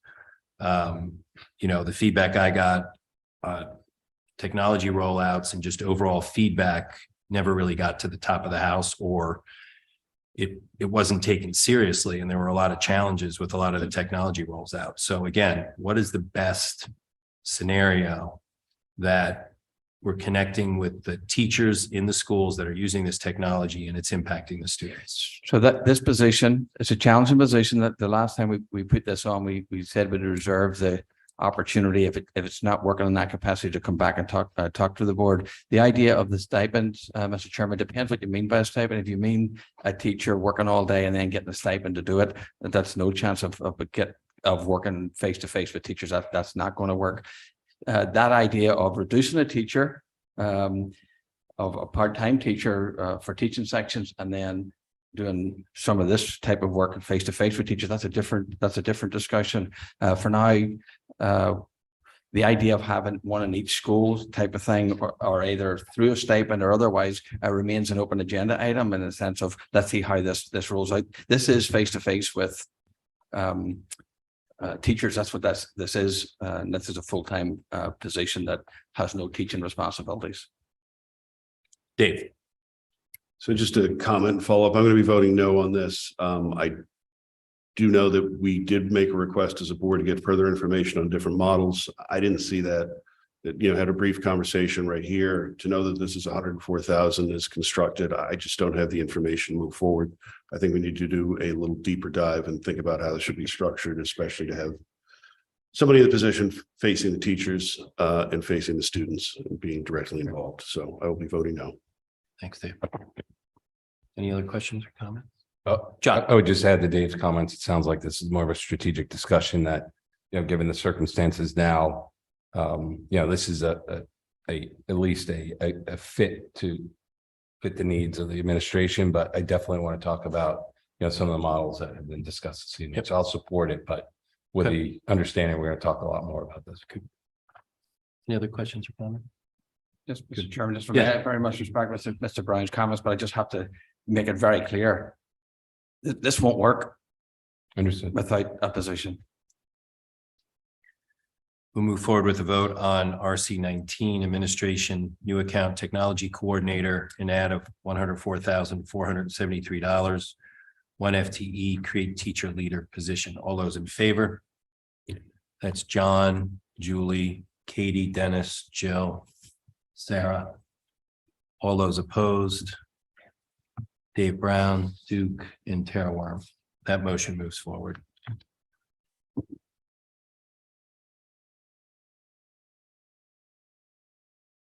RC 15, account 73400 technology equipment, proposed reduction of $50,000, just a general reduction.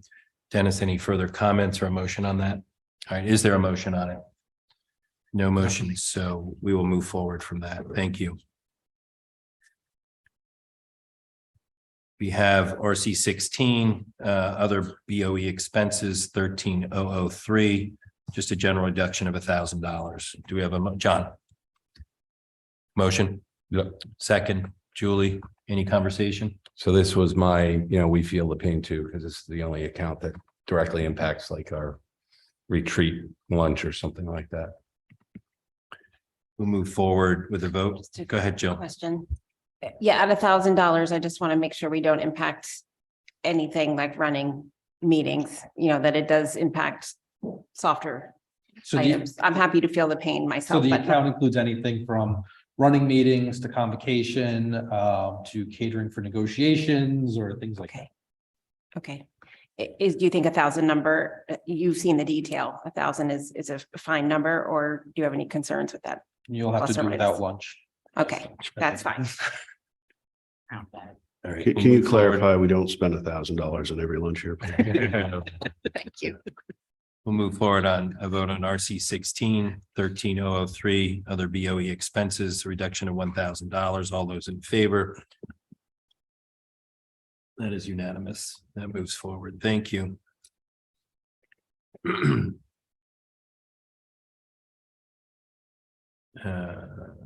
we do these together or? No, So, They're different RCs. yeah, RC 16 Administration 21501, Principal Director Secretary, a reduction of $46,639, a 0.60 elimination of a central office reception. Do I have a motion? Okay. Oh, sorry. I'm so sorry. All right. Reading, yes. RC 16 Administration 21501, Principal Director Secretary, reduction of $46,639, which is a 0.60 elimination of a central office receptionist. Do I have a motion? Jill, Yes. second, John, conversation, comments? It's just another one that has a slight trade-off for that's under 23. Move forward on a vote. RC 16 Administration 21501, Principal Secretary Director, decrease of $46,639, a 0.60 decrease. All those in favor? That is John, Julie, Dave, Katie, Dennis, Jill, Duke, Sarah, and Tara. That is unanimous. Thank you. We'll move on to RC 23 Administration 21501, Principal Director Secretary, a decrease of $31,093, which is a 0.40 elimination. Do I have a motion?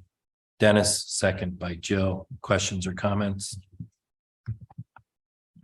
Move forward with a vote on RC 23, account 21501, Principal Director Secretary, decrease of $31,093, a 0.40 reduction. All those in favor? That is unanimous. We move forward. Thank you.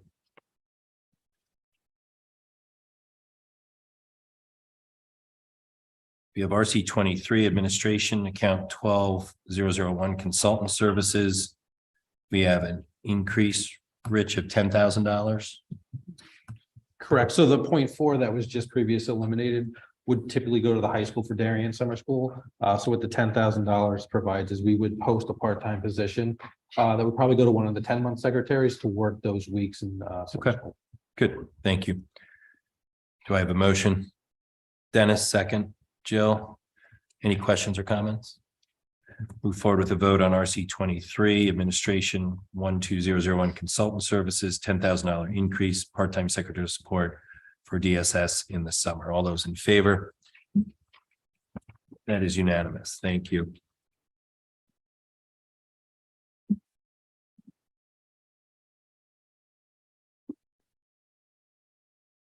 We will move forward on RC 18 administration account 31000 budget control. A decrease of $222,921 to eliminate budget control. Do I have a motion? Jill, do I have a second? John? Questions, comments? We'll move forward on a vote. RC 18 account 31000 budget control. A decrease of $222,921, elimination of budget control. All those in favor?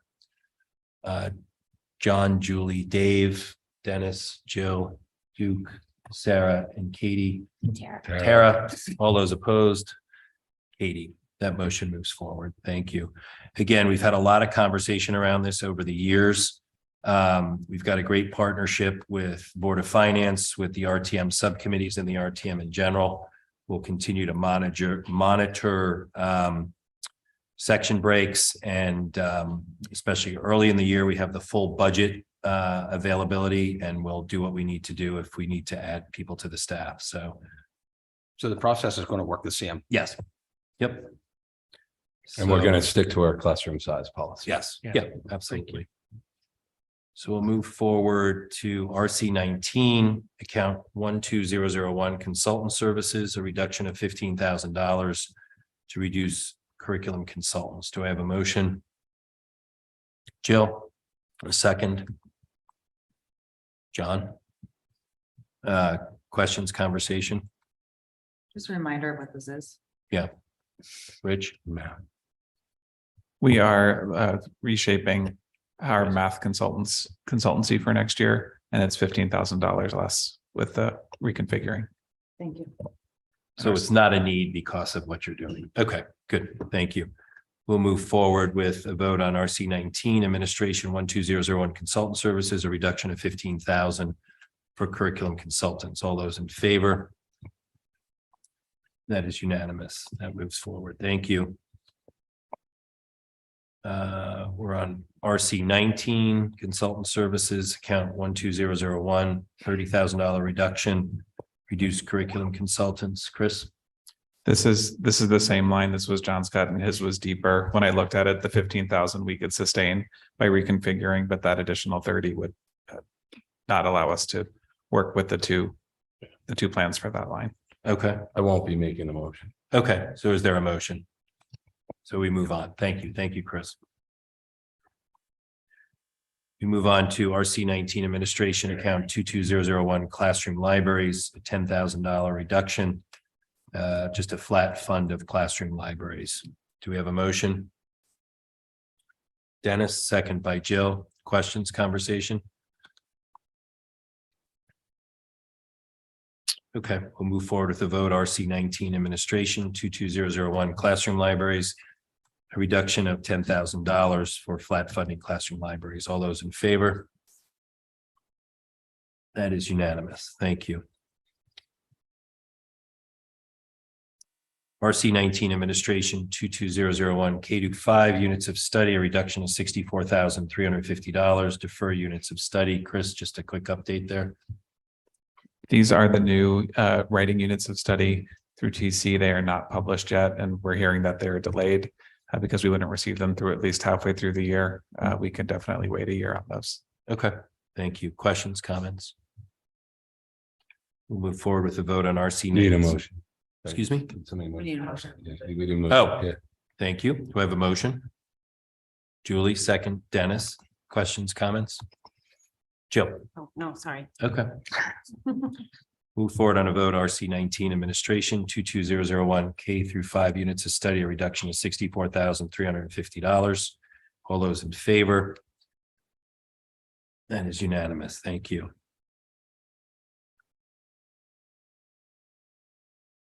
We'll move on to RC 19 administration account 25005 curriculum research and development, a reduction of $25,420. Eliminate the pilot account. Do I have a motion? Jill, second. Dave, questions, comments? Richard, Chris, a little information on this one? We're going to zero. Yeah, so this account, in the past, it's been used for things that have been unanticipated. Like when the Haggerty program came out, we were able to purchase Haggerty while the year was in progress.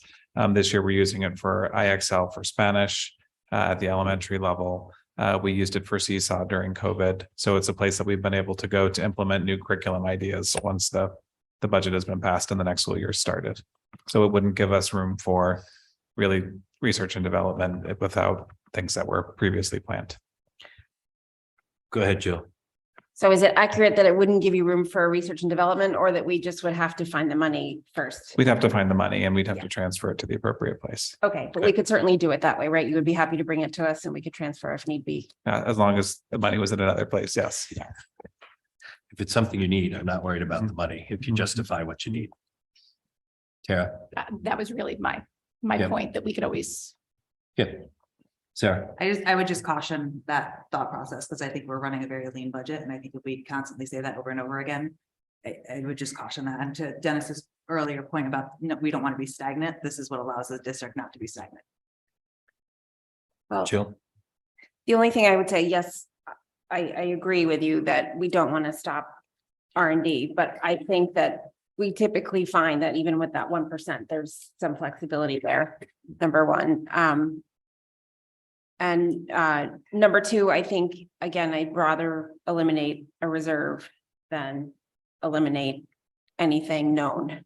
So in my mind, because it's a reserve, I feel more comfortable, but I do think as a district, as a board, I do think we still want to continue to move forward and should be on the same page about that.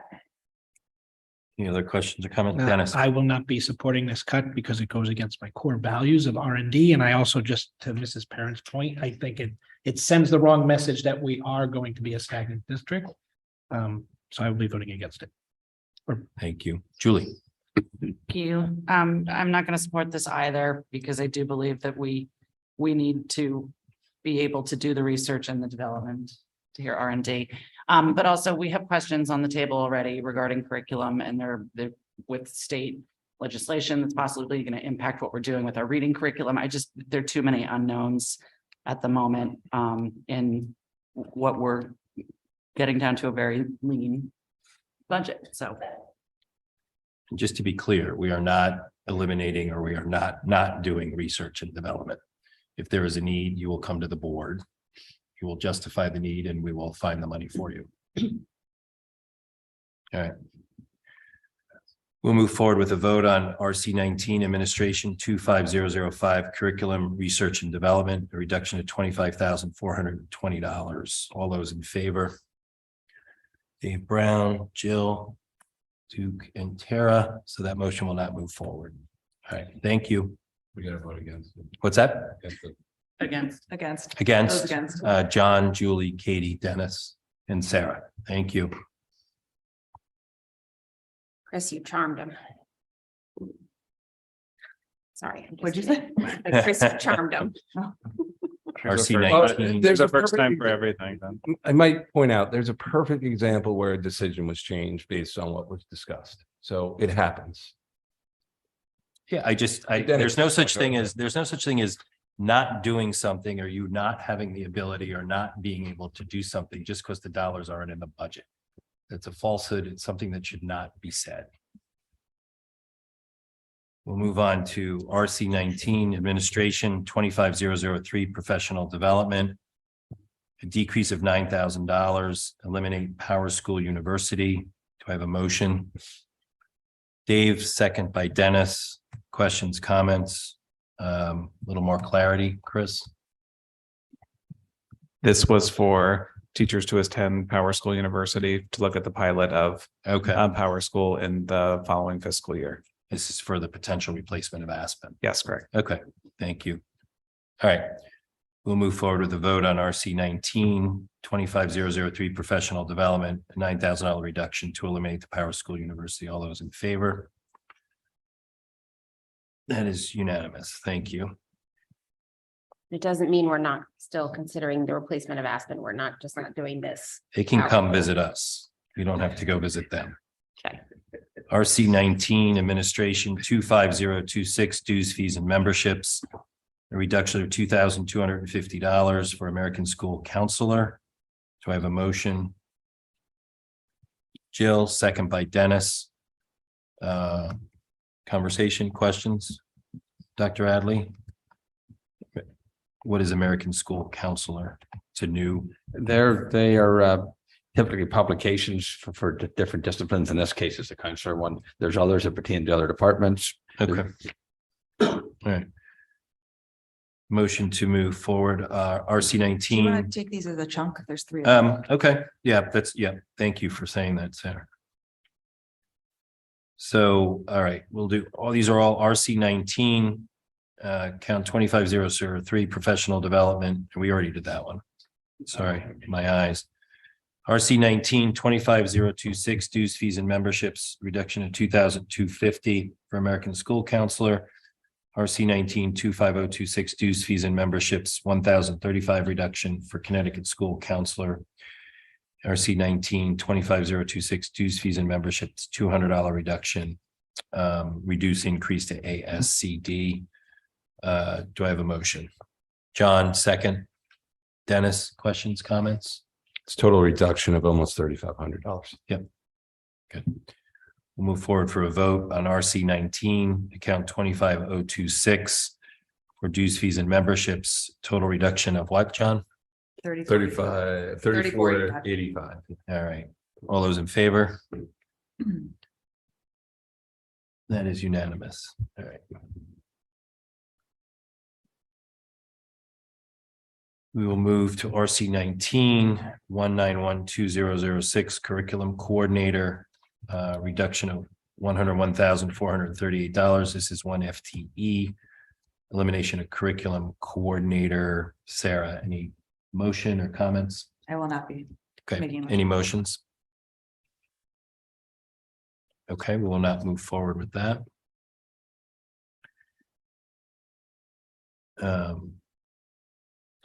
I don't think we have to go to this RC 19 budget control. Sarah, you had a reduction No, of sorry, one, we are already so we're here, good. yeah. We'll move on to RC 19. I think we can do this in a batch also.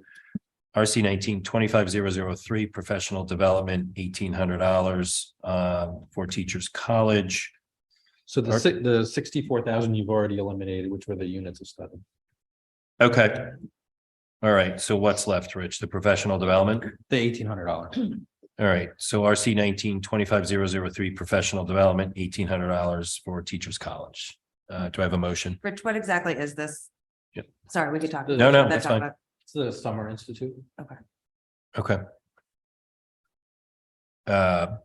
Just to clarify, RC 19, 25003, professional development, an $1,800 reduction to eliminate Teachers College. A motion. Katie, second. Dave, questions, comments? Katie. Thank you. I generally want to say that, in light of some of the other conversations about, changing curriculum is not the goal of this meeting. However, as it relates to budget, I have a lot of concerns about further investing in a program that has so many concerns. And specifically, I also wanted to note that from a budget standpoint, the board also learned this week that there's an additional $100,000 annually paid into the Teachers College Partnership. That's not reflected in this. And that's a pretty large chunk of money. That's not part of this. So I'd like to mention that as part of the discussion as well. Sure. Although I am not going to vote for this at the moment, just because we can't not have a program next year. I do believe that we need to be looking at others. I still don't understand exactly why, when the state is not supporting it, not that we need to follow everything the state does. I certainly don't agree with that, as we all know. I just would like to understand better why we believe TC is better than the other programs out there, and what the other programs out there cost and what they're offering.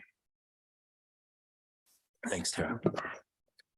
We'll move forward on a vote. RC 19-25003 professional development, a decrease of $1,800 for Teachers College. All those in favor?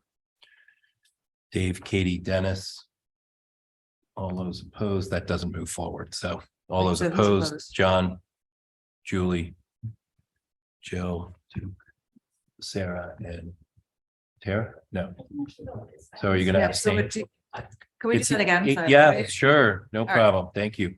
RC 19-25003 professional development, a decrease of $1,800 for the Teachers College. Was it professional development, Rich? Or- Mhm. Okay.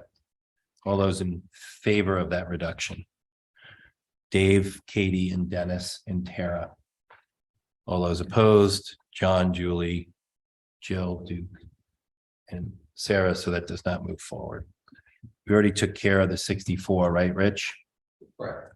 So, Rich, what is this RC 19 curriculum development? This is an add of 66,150. So that was to be in place of the money funded for TC. Okay. So RC 19-21-3112 curriculum development, an increase of $66,150 to change outside to do something other than TC. Katie, did you want to elaborate? Yeah, Sure. so, following up on kind of what Tara's point was, I mean, the vote that we just had wasn't gonna eliminate the curriculum, right? It was just the professional development, but I would like for us to look into this. So I would say that what I'm asking for at this point in time is that it be added to an agenda item for the board to have a comprehensive review of the literacy program, specifically the foundational literacy program, as it relates to both reading and writing. Okay, Dave. I just like to follow up those comments and point out that the $100,000 that was mentioned, I mean, that's 4 times our curriculum research and development budget. So that is a significant amount. And I agree, generally, we do have a lot of curriculum issues to look at, and I look forward to having those conversations at the board table. Thanks, Dave. So is there a motion to move that forward? No. All right, good. Thank you for the conversation. We will move on to RC 22 administration 52004 field trips, a $20,000 reduction on the robotics, looking for fundraising for trips and competitions for robotics. Do I have a motion? Dennis, do I have a second? Tara, conversation, questions? Dennis. So I guess the question goes to Rich and that this doesn't eliminate the potential to do a field trip for robotics, and it just places them similar to our other clubs and councils, and that they have to raise money to go on field trips. Correct. They would have to fundraise or get donations. Thank you. Also, so does this look at, is this just for high school or is this elementary and middle school as well? It's K-12. It is K-12. I guess I should have asked for it to be broken out because one of the things, not that I don't support robotics, but in elementary and middle school, let's specifically discuss elementary, there's a lot of different clubs and enrichment programs that happen through outside programs, right, that are done in elementary school. So kids are taking STEM, robotics, architecture, what have you. Those are all being paid for by parents. I'm not sure exactly why this one club is then paid for by the board and can't support all students. So only a certain amount of students are able to get in, yet we're paying for it, yet everybody else has to go outside and pay for their enrichment. So it doesn't seem, hate to use the word, equitable. Thanks, Tara. Julie. Thank you. Sorry, just going back to this again, confirming. So this will be the similar model to, for example, what Model UN, Quiz Bowl, DECA, all those clubs that come before us and get approval, but in fact, they are fundraising and or parents are paying for those trips to those competitions, correct? For the trips. Yes. Okay. Thank you. We'll move forward with a vote on RC 22 administration 52004 field trips, a reduction of $20,000. And going to a fundraising model for trips and competitions for robotics. All those in favor? That is John, Julie, Dave, Katie, Dennis, Jill, Duke, Sarah, and Tara. That moves forward. Thank you. We'll move on to RC 22 administration, 25003 professional development, a $21,200 reduction. Again, on robotics in terms of doing fundraising for trips and competition for robotics. Is that, was that a miscopy there? So these are really the fees to enter the competition. Okay. They are coded into professional development, Wow. but they're the fees to actually go to the competitions. Thank you. Okay. Do I have a motion? John, second. Dennis? Any conversation, additional conversation? Sure, Katie. Thank you. I just want to say that highly supportive of the robotics program, but it does seem that there is a disconnect in the club versus, you know, the consistency of how we do that. That being said, I would like to say that I would hope that, you know, we can provide some support and some management to the, you know, the teachers, to the parents, to the students in order to help support them in their fundraising and donation efforts so that the program can continue. Thank you, Katie. Jill? I think that's a great point, because I think as a board, we roundly do support robotics, are pleased that this district offers a variety of different things to our students, and but we want to be consistent with how we fund. And that's what's at the heart of this. John? And just to clarify, we still have a pretty robust curriculum spend in this area, correct? 30,000 for materials, I believe. We'll move forward with a vote on RC 22 administration, 25003 professional development, reduction of $21,200, moving to more fundraising model. These are fees associated with robotics. All those in favor? That is unanimous. Thank you. Administration, RC 22 73400 equipment, a $6,000 reduction. This is elimination of iPads for robotics. Do we have a motion? Dennis, second. Julie, questions, comments? Julie? Just to point out, as John just mentioned before, that even with taking these iPads out, there still is a decent amount of funding, to my understanding, for materials for the club to continue, which I think is great, but it doesn't follow the exact model of what we do for our other clubs. And I only bring that up because I want to flag it as something that I think we need to talk about as we talk and revisit again how we support our programs and what we pay for and what we don't pay for. Transportation, athletics, clubs, extracurriculars.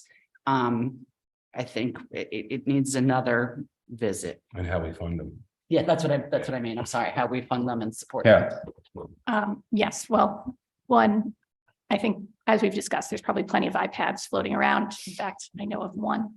So now we really only need 5 more. It's in my house. So, okay. Make my daughter return hers. And 2, I agree with Julie, and I've been saying this a lot lately. We need to do a deep dive on the athletic budget and what the spend is, and looking into transparency and making sure it's an equal spend on all. So looking at sports, clubs, basically all activities. Thank you, Tara. We'll move forward with a vote on RC 22 administration 73400 equipment, $6,000 reduction on iPads for robotics. All those in favor? That is unanimous. Thank you. We will move over to administration RC 24 21605. Transportation driver. This is a 2.0 add of $93,312 for the addition of 2 suburban drivers. Do I have a motion? Jill, second. Sarah, questions, comments? This is just tied to the purchase of Suburbans. Yep. This is the personnel. Doesn't work without the Suburbans. This is an associated FICA and all that stuff. So Rich has done a good job around the transportation side. So this makes sense. So we'll move forward with the vote on RC 24 administration 21605 transportation driver, an add of 93,312, 2 FTEs to add 2 additional suburban drivers to the fleet. May I have a, all those in favor? That is unanimous. Thank you. Rich, do we have to go to contracted services? No, you're showing a savings there, that's all. They go together. Yep, okay. And the FICA goes together too. All right, good. We will go on to RC 26-21501, Principal Director Secretary. This is an add of 77,458, 1 FTE. It's an additional ELP secretary. Do I have a motion? Absolutely. Go ahead, Katie. So I'm not going to move this primarily because this is the administration's job is to staff this, and I understand that. So I would just say that I will not move it tonight, but I would like to just flag it as another area that I think needs to be watched closely. There has been a disconnect in this area between, kind of sometimes what we hear at the board table as being fine and what we hear from the community as maybe not being fine in practice. And, next year with the consolidation, I think would be a great time to just look in closely at the management of that program. I think to your point, next year we'll give a great view into how ELP works at that new school. And I think would welcome some feedback on how that is working and what the needs are up there. So we'll move on to RC 8-21501, Principal Director Secretary. They're all together. All together? All right, good. All together. All right, so we've moved through those lists. Yes, Sarah. So I don't know if I missed the boat about, so when the science secretary that passed, that went through the decrease of that. And I would like to motion to add the para back to Oxbridge. I don't know if I can do that now or this is the last chance to do it, but I do feel like the slew of public comment that we heard via emails and I've talked to multiple people about it. I feel very strongly that we do not take anything away from those children there. I would like. So I think too, just a broader conversation and some research and learnings that I did too. We don't necessarily have a policy around the ratio. The board may have voted on it, but there's no policy that ties a ratio of paras to students. Correct, Marge? All right. So I think also, I think we get hung up on the ratio versus what are their roles and responsibilities. And a lot of it I understand is helping the younger students. There's help in the cafeteria, there's help in wintertime with boots and jackets. So I'd just like to hear more from the administration if, what are your thoughts on that in terms of the support that's needed up there? I think a lot of it has to do with the enrollment, but I think Sarah brings up a good point, but I don't want to get tied up in the ratio because I don't think that proves anything out because we don't fully necessarily understand what these folks do. I've even been people I've spoken to that, even the word para denotes maybe sometimes something associated with special ed and it's not associated with special ed. These are more instructional aides or teacher aides. So I think there's some work to be done maybe around changing the titles of some of these folks. So I don't know if the administration wants to add anything around that. Yeah, then to understand that particular position, again, it was not originally put forward as part of the administration's budget. So it's not something I particularly want to do. Having said that, there's about 9 additional students in Oxbridge next year. That particular position does some of the things that you said, Mr. Chair, and a wee bit more in the sense of it's spread across the grade level. So they use the paraprofessionals at the school to spread them across the grade levels.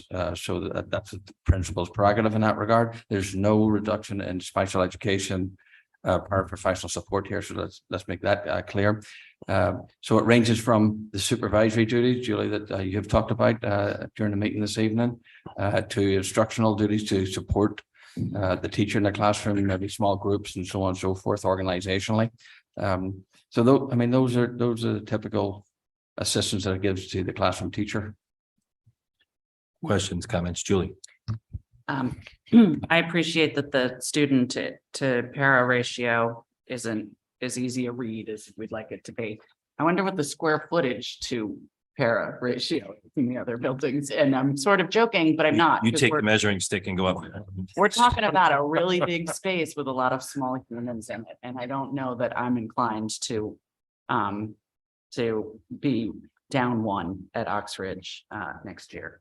John. So the way I look at it is, well, one, just overall, just to review everything Alan pointed out, anything that says administration, as I understand it, was basically driven by the request to find efficiencies. So basically, in a way, they're through your expertise, the board's reduction. And I want to remind the community of that, you know, it's on our shoulders that we requested that. But in this case, you know, I want to follow the recommendation of the administration, but, you know, keep your eyes and ears out. And, you know, Luke really raises the hand and waves his, you know, hands and jumps up and down saying, you know, we're short. We'll certainly add back a para there. But I'm going to vote. Well, we vote. There's no, Yeah, Sarah's vote, putting yeah. a motion on Yeah, it. well, So I won't support the motion, but certainly if there's a need, we'll support it later in the year. Dennis. I don't know that the vote was seconded, but so I will happily second the vote. Okay, well, Thank you. We probably should have done that before we talked about it. just to be clear, Sarah, what Yeah. is your? I am motioning to add a paraprofessional to Oxford. And dollar amount? And what's the dollar amount associated? So $67,035 to add a paraprofessional. Plus FICA and. That includes including- FICA and health insurance. Okay, thank you. So that's all. Okay. What's the account number? 021603 and RC8. Okay, and I would just, I believe I'm the only person at this table that has been a classroom teacher. Those extra hands are absolutely imperative, especially at elementary level. And I really, we've talked at this table in negotiations about making sure that our teachers feel supported, and I will try not to take anything away from our teachers at this point in time. Thank you, Sarah. Dennis is the second, but so we're there. Jill, questions, comments? I wanted to talk about it for a little bit. I wanted to understand. So I think one of the things that you just put on the table, Duke, is that ratio is not really the right way to look at this. That actually the right way to look at it is kind of the job description, what a para does to support the building. So I'd like to hear from Alan and Marge about sort of how they view the ratio and what they think the right way of describing. But before I turn the mic over, I will repeat the point that's been made a couple times, that there is a difference between an instructional paraprofessional and a paraprofessional that is mandated by an IEP. So we did hear from a couple of parents that they're concerned about the impact on special ed. And I think it's critical that those parents hear that this would not impact anyone who is receiving a paraprofessional under the direction of an IEP. So with that, I would ask, when you staff a building, how do you think about the role of a para, if not by ratio? So the instructional paraprofessional, first of all, it's a little bit of a misnomer, and I actually led into it a wee bit actually by calling it an instructional paraprofessional. The biggest difference in a classroom is the ability and the talent of a teacher, regardless of how many people you have in that particular classroom. So we look at a composition of a particular class or classes that the teachers or the paraprofessional is going to be in. That's the job of the administration at the school to see if there is a need there. So the paraprofessional is not given instruction. I actually slipped into that earlier and I shouldn't have. They're not given direct instruction. They're not qualified to give direct instruction. They're trying to provide organizational support primarily. Then they do the duties and so on. If they can't cover, for instance, duties and safety and security, we should keep it in. If they can't, if there's a need as identified by the principal, organizationally in the classroom, behavior in the classroom, that the teachers needs, the kids need, then we shouldn't do it. I didn't put it in for the first budget. I put it in for this round because I felt that it's an area that we could go along with in this particular case with the principal's input into it. Now he would listen, there's no doubt about it. He advocated for it. So I'm just saying that. But at the same time, looking at those variables from the composition of the class to the teachers, to the grade level, to the supervision that's necessary. I'd like to keep it, but it's an area where I feel we can manage it. Like all of these reductions. Okay. What do we see other districts doing? How do they define a para? So Rich and I are more familiar, and I don't know that you can accomplish this tonight, but with a formula that weights the number of paras you get, as Dr. Adley said, more to the lower grades. Maybe putting in a portion of a para for either recesses or lunches, or, to at least support intervention. But it would be a more complicated discussion at the board level rather than just a per student, because it sort of doesn't matter how many fifth graders you have. You don't really need paras in fifth grade for the most part. You've got some districts you'll put a paraprofessional in every single kindergarten classroom as a policy, for instance, and that's it. Other than IEP related paraprofessional support. Katie. Thank you. Dr. Adley, thank you for the nuance that you provided on that. I think it's really important to remember as we're talking about the roles that paraprofessionals play, and as we're talking about students, that there is nuance and that there are dynamics in the classroom that go way beyond figures on a spreadsheet. And I think that's a really important consideration.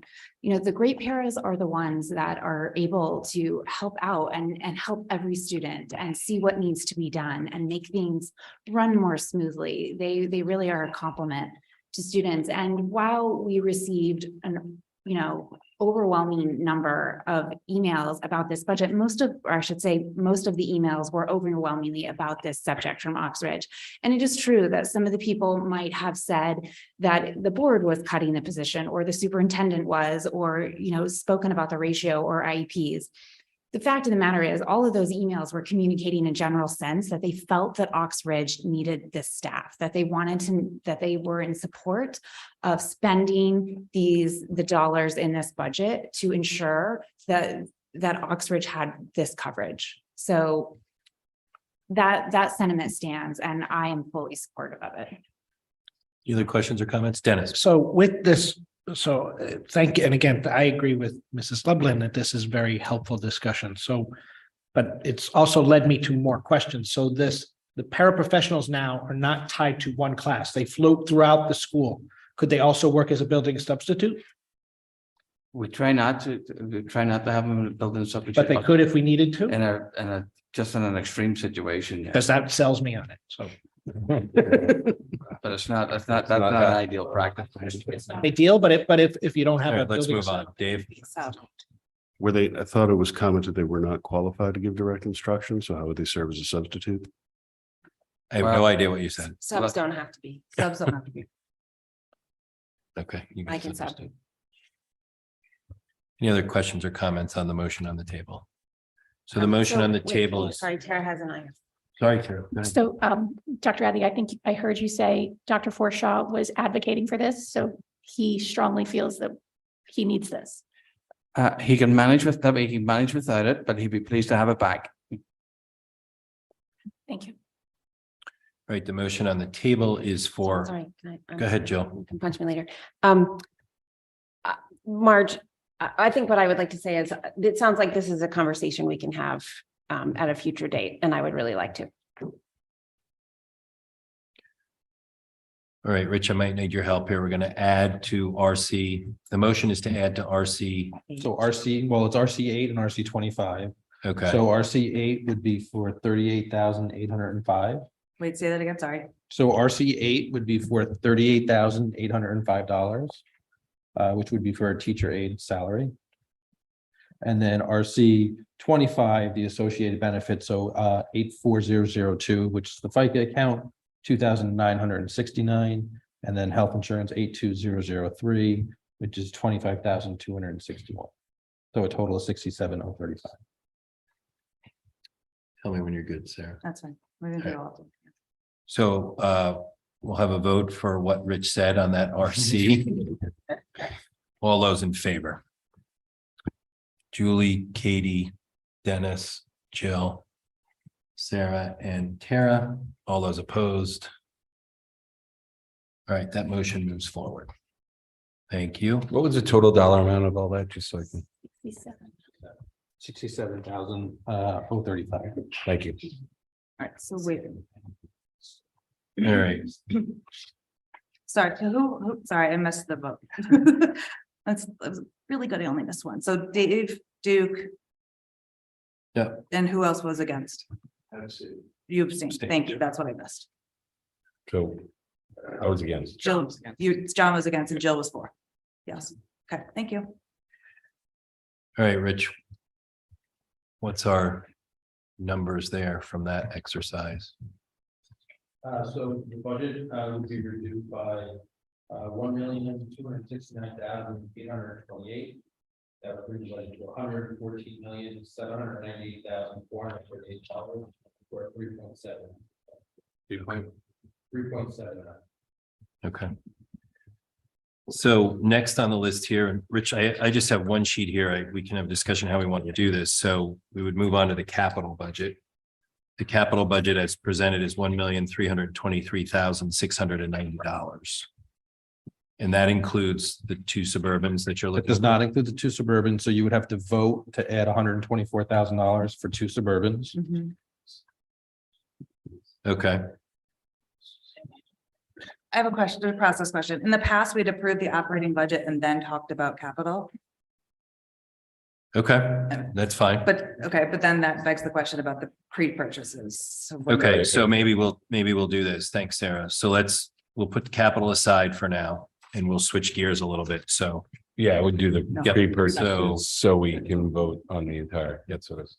Yeah, so we need to talk about that. So we vote on it. Yeah. So. Which is the right?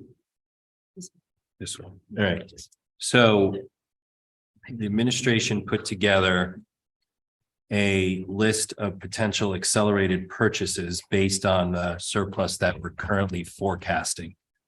The goal here is, and there's some history here where we've used surpluses, we haven't used surpluses, we've given on an annual basis money back to the town. So I think the goal here and what's happened in the past is by the time we've gotten to the end of the year, we're beyond the budget process and we have a surplus and we've decided to use some of that surplus for pre-purchases, but some of the pre-purchases we've done are still built into the budget. So we wind up with excess funds in the budget or an increase to the surplus.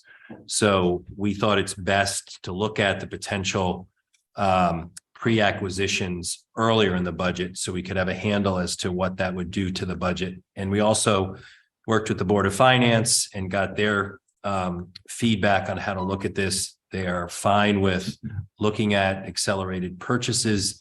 Again, the goal is not to have spikes in the budget on a go-forward basis. So taking 500,000 and paying for something and knowing that that's recurring down the road, it just adds to these spikes to the budget. So we wanted the budget to be more consistent going forward and look at items that do not necessarily spike the budget, but make sense to do some pre-purchasing on. So. Yeah, I mean, I think we've consulted with our friends at F&B also, so. So in front of you is a list of pre-purchase accelerated purchase items, which come up to $249,188. So what we would do just from a budget perspective is we would have a motion. We can have discussions if there's any individual items you want to talk about. I think it's a good list. The administration did a good job on this and move this forward so it's built into the budget. And then these would come up for a vote in terms of transfers and probably the March budget. Correct, Rich? Correct. So if they're approved tonight, not the finance committee on Thursday, but the following month, we bring forward transfers. Good.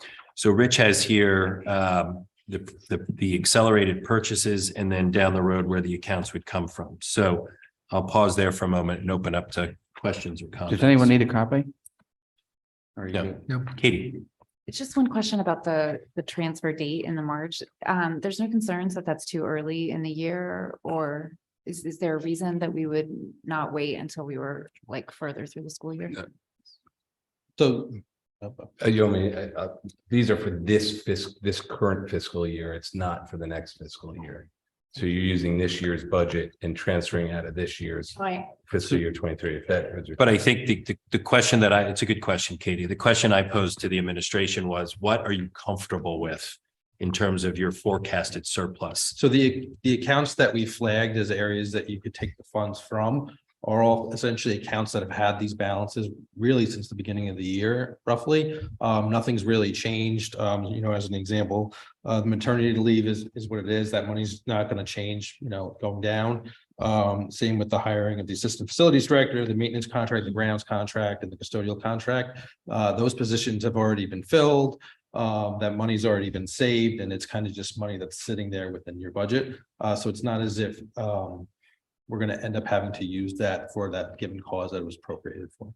And so, Rich, just as a follow-up on that question, so we do the 249,000 in accelerated purchases. What's the forecast stand at now in terms of the surplus? So we are forecasting a positive balance of about $700,000. About half of that $700,000 is excess cost related. So if we look at the general education RCs, it's about 350,000 balance of special education. So the idea was to take about 250 of that 350 from the general education RCs, which would leave about $100,000. Should certain things happen, should we have bad snowstorms, or should we have a special substitute? Not Julie. Or something along those natures that we could cover for those few months that are left in the school year and leave the special education surpluses untouched. All right. So just to run through this quickly.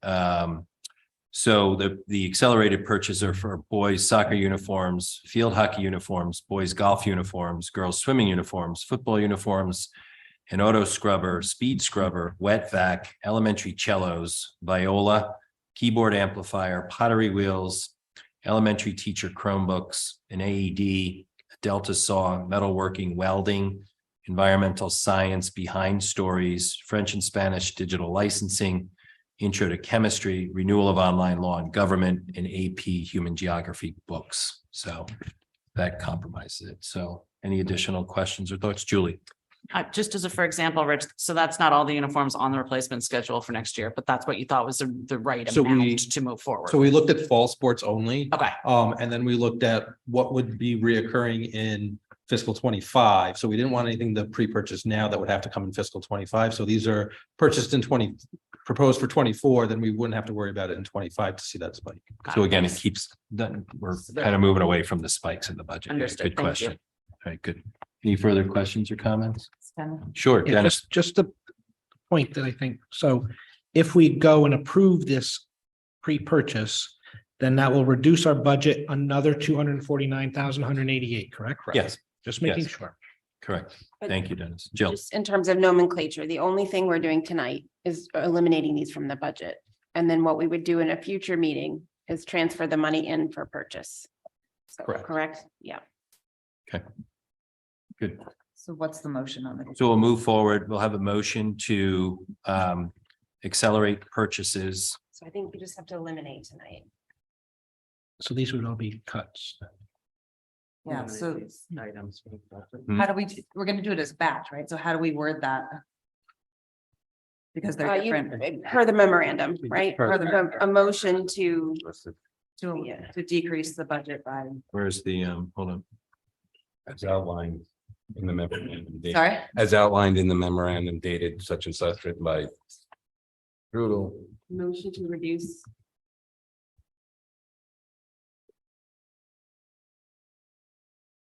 Yeah, here you want.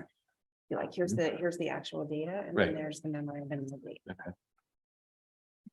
So how do you want to be? So what do you want a motion to,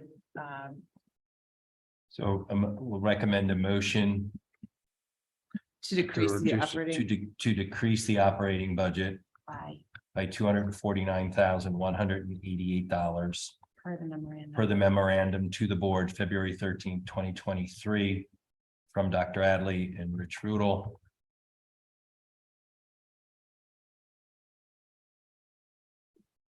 And then Rich, you've got all the RCs and stuff like that. So, all right. So second, Dennis. All those in favor? Katie just left, so. Unanimous outside of Katie. What does that bring us to, Richard? So the total reduction is $1,519,016. So it would bring the budget down to $114,549,250, which is a 3.56. All right, thanks, Rich. Thank you, everyone. So moving back to capital. Wait, could I just follow up on Richard's, a couple, just quickly, just make sure you put fiscal year 24 on the motion, Sarah. Just so there's no, Decrease the fiscal year 24 operating budget. yeah, just so we're, okay, and then two, that rate of increase is gonna ultimately change based on, I mean, it's gonna be, that's not actual spending, that's budgeted spending for fiscal year 23, so we're. So it's the adopted budget to Board of Ed budget. Yeah, thank you. Thanks, John. All right, so we're set there. We'll move on to the Now, do capital. we approve, sorry, do we approve the operating budget now, or do we wait until we do capital? You're right. Thank you. Oh, All right, so, for that all right, is- Rich, so give me the numbers again. Operating budget of, 114,549,250. and representing a $3.56. 3.56. Thank you. Thank you all. All right. Thank you all for all the hard work. Thank you for the conversations. Thank you for all the work done by the administration and all the feedback from all our parents and folks in the district. May I have a motion to approve an operating budget of $114,549,250, representing a 3.56 increase for the 2023-2024 school year. Dennis, second by Jill. All those in favor? That is unanimous without the Tara Worm. So thank you all. We've moved the superintendent budget to the board budget. We'll start the next journey over to the Board of Finance. So thank you all for all the hard work. Thank you to the board for working through all the recommendations for efficiencies by the administration. Thank you to the administration for all that hard work on your end. And thank you again for all the feedback we've received from parents and folks throughout the school district. We will move forward to the capital budget, Rich. So the capital budget as proposed is $1,323,690. And we need a motion to. So you did add the drivers. We do need 2 Suburbans. Right. We would need a motion to add 2 Suburbans for $124,000. Okay. Dennis, so moved. Okay. Julie, question? Okay. All right. So thank you. So we have a motion on the table to add to the capital budget $124,000 for the purchase of 2 Suburbans. All right. All those in favor? That is unanimous. Tara, 2 Suburbans. Thank you. All right. So now, Rich, our capital budget is. So if there are no changes, the total budget would be $1,447,690. $1,447,690. 690. Okay. Any questions pertaining to anything within the capital budget? John? What we do with the, I'm sorry. Auditorium. There's an item on Thank the you. list for adjustment, the auditorium. On the spreadsheet. Yeah. Right. So if we move this out. So we The have. February 22nd facilities meeting, the committee discussed the auditorium project, right? So, Do we have to vote to take it out of capital? Yes. so Dennis, was there a recommendation from We thought to take it out of capital. take the whole thing out of capital? Correct. No. No, sorry. Where is it? So as I understood it, there. Dr. Adley came back after the meeting in consultation with our facilities committee to maintain the priority 1 and priority 3 item as listed. I'm doing this by memory because I don't have the memo in front of me. Keep that in the budget and the rest would be eliminated from the capital. Okay, so do we have those numbers, Rich?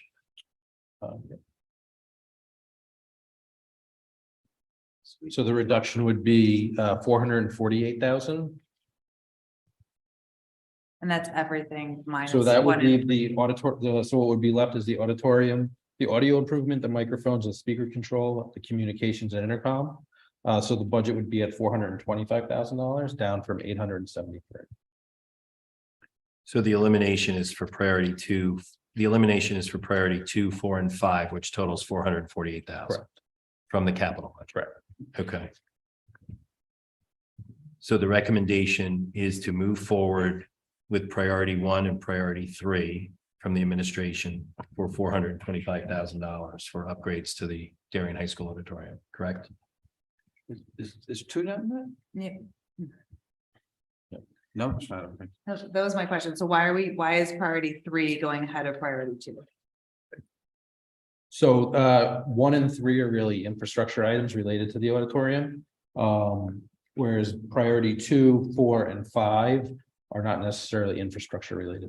Just wanted to make sure everyone understood. Okay. Yeah, so the project we go smoother over this summer, if I'm not mistaken. Well, assuming it all gets approved, we would start the bidding process this spring to hopefully have somebody lined up, and then we'd start at the end of July, right after Darien Summer School, and then hopefully finish up right at the end of August. Just for Okay. those pieces. Right. And is Jill. the idea of eliminating at this time that those 2, 4, and 5, we would talk about it at a future date? Is that correct? Or are we eliminating them altogether? We talk about them, whether or not we might. Some of it is we're looking for community funding. I think right? we would Right. talk about it at a further date, whether it's a community donation or a supplemental appropriation. Okay. But from an administration standpoint, moving forward with 1 and 3 gets you kind of really what you need to do up there to get that high school to where it needs to be from. It takes care of the infrastructure related items. Okay. Obviously, all of the items would put us on par with some of our neighboring districts like Greenwich or Westport, but the infrastructure items would be taken care of. And then does the work that's done up there with respect to this equipment then go on some normal replacement cycle? So we're not hit with, oh, by the way, we need $1 million worth of upgrades in the high school. So a lot of the items kind of go together as big ticket items. So you wouldn't necessarily do like a $10,000, $15,000 replacement. You'd have minor repairs that you would have to do. But the equipment should last you a significant period of time. But you'll have that built into the budget somewhere along the way. Correct. It would be part of the. There's a capital. lifespan to these Yes. things, or there's a point in time where we should get current with Correct. technology. Okay, We're at that point now for most of it. yeah.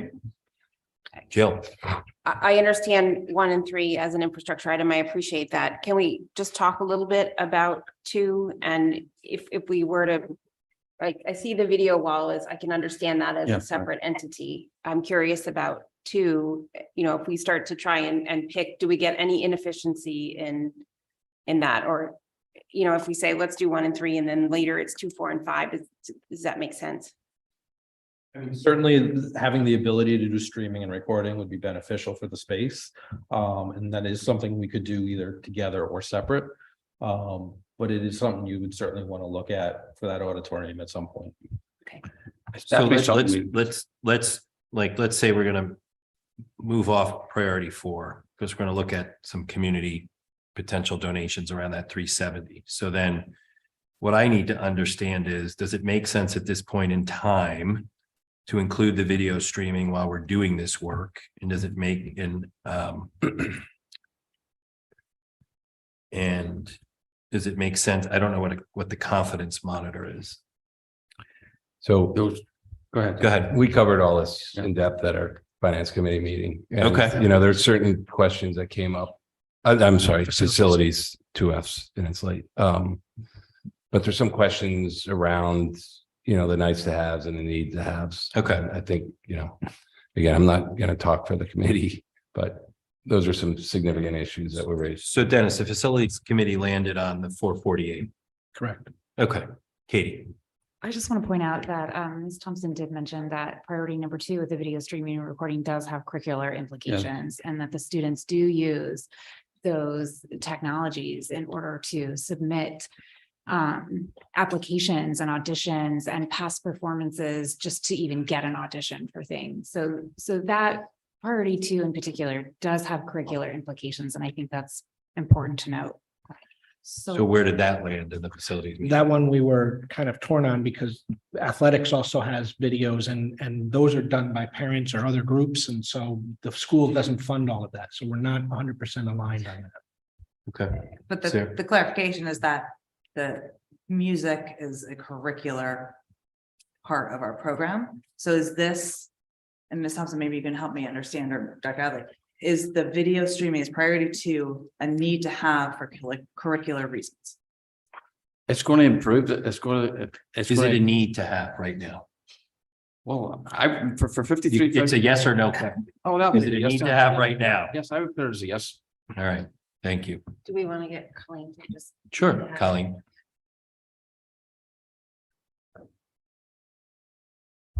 Thank you. In identifying the priorities, curriculum was at the forefront.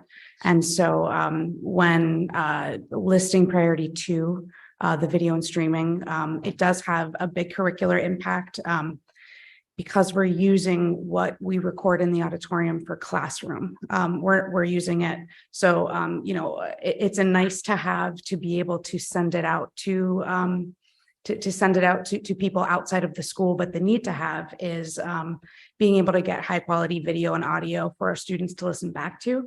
And you know, if they're only rehearsing in the smaller spaces or in the larger spaces without an audience, and we don't have a way to capture that through in a high quality way that we should in that type of space. That's one of the reasons for that request. And also, I mean, our performing arts program is a big part of the face of our district. So, you know, to be able to capture what we're doing on the stage from convocation to theater to music, and to be able to share that with the community, but also to you know, demonstrate the types of arts programs we have in the district. It's important to have the ability to record and to stream in the space. Thank you, Colleen. Col- Jill. Colleen, maybe you don't exactly know, but can you tell me which classes would use that recording capability that you're talking about? Sure. Band, chorus, and orchestra would be the major ones, and then the music technology classes. The students who are involved in setting up and studying streaming as part of their curriculum, which is part of their curriculum. So they would use that. They would use the equipment as well. All right. Thank you.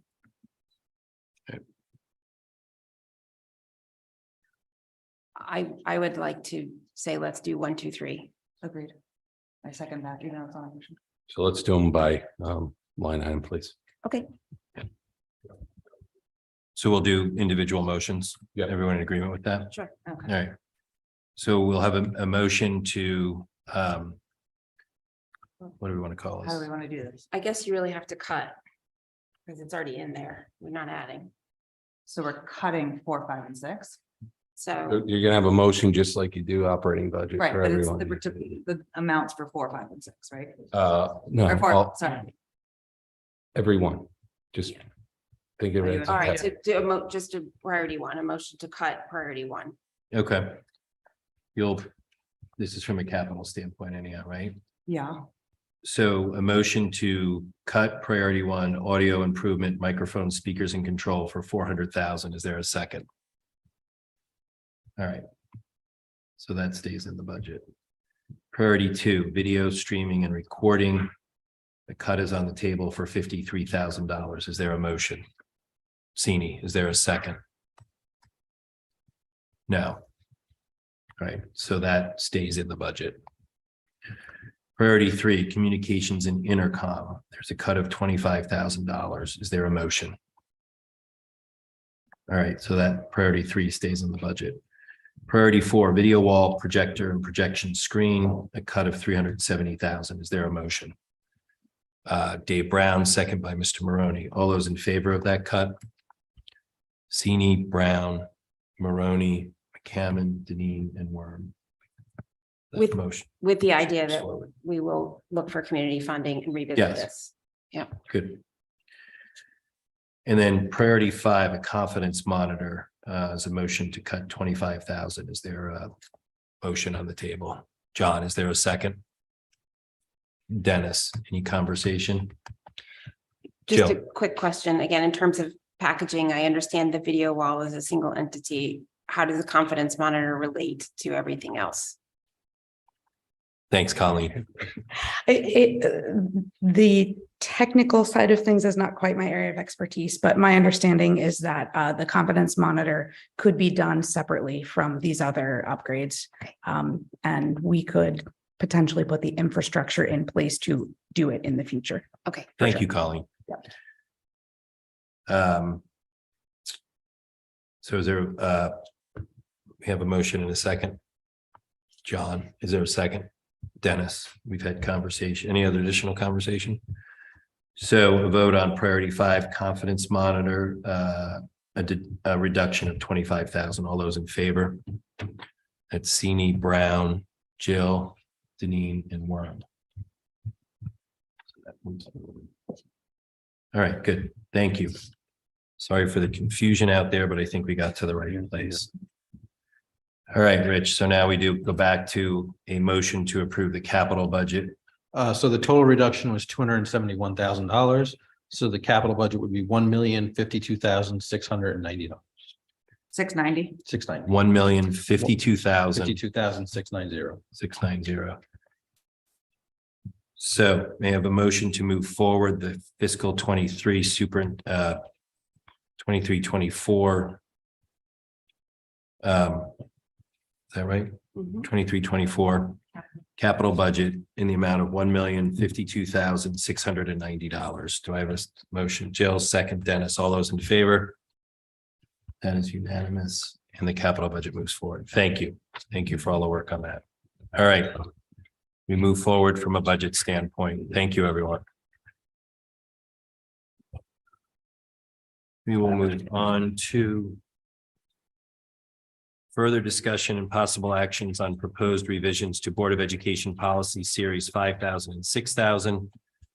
5130 attendance, truancy and chronic absenteeism, 5830 meal charging, which is new, 6630 Individuals with Disabilities Education Act, alternative assessment for students with disabilities for statewide and district-wide assessments, which is new, 6710 for field trips, 6810 reports of student progress, 6830 honor rolls, 6910 parent-teacher communication, 6920 weighted grading and calculation of grade point averages, 6930 parental access to instructional material. These were presented at the last meeting, so we're up for further discussion and possible action. I'll turn it over to March or Dave. I have not received any comments since Okay. this was last presented. All right. Any questions or comments? They have a motion to move those policies forward as read. Dave, second. Dennis, all those in favor? That is unanimous. Thank you. We move on to further discussion and possible action on the board master agenda for February through August of 2023. Dr. Adley. Yep, if you just go to page 3. Maybe it's for the last page, actually, it's the last page. The only changes we've made here is you'll see a discussion of draft goals and strategic plan.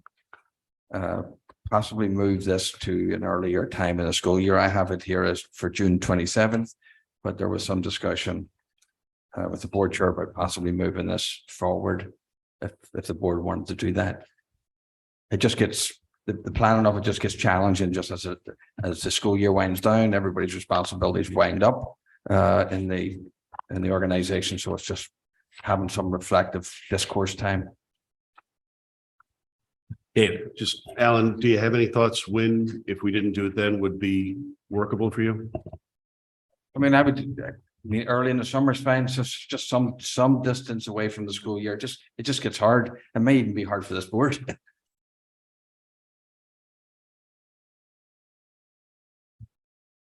Any additional comments or questions? So you're proposing it, Alan, for July after at the board self-evaluation, the goals, Well, I think we have it. kind of like last year. That's where it is now. Yep. That's right, like last Yep. year. You didn't, you just Yep. have it in there marked so we could discuss Yep. it. Yes. We talked about it because then what we ended up with was, kind of having a discussion in July, sort of coming up with raw material, really refining in the end of July, and then not voting until the end of August, which puts us almost 2 months into our year, including the budget. So I respect administration's schedule, but I think the question is, the the summers, which is a heavy work time, is already passed when we're already saying these are our goals for the year. So that was, I think, the concern with having it there. It might be that we need to make a one-time adjustment somehow and start and just shift the work overall. So that it's not such a heavy load to make that translation into goals. If we, maybe we need to get some things on a more iterative cycle. We But- even discussed having a possible special meeting just to Yes. kick this off and start the conversation around it earlier. And I think that was part of our discussion that maybe we had a special meeting to talk about, do the budget postmortem and talk about how we Right. thought this process went, and then Right. talk about goals of that as well. Dave, I would just back up Mrs. McCammon. I think that we've identified the budget process. It would be better to do things sooner. I think certainly setting goals, looking ahead after we've started a new fiscal year is a bit late. It's certainly not business practice advising. So anything we can do to start moving things forward in general, we appreciate it. So do we want to make any adjustments now or will? Why don't we look for a date for a Yeah. special meeting then, or just Okay. take it off the master Yeah, agenda? okay, yep, that's fine. All right. So.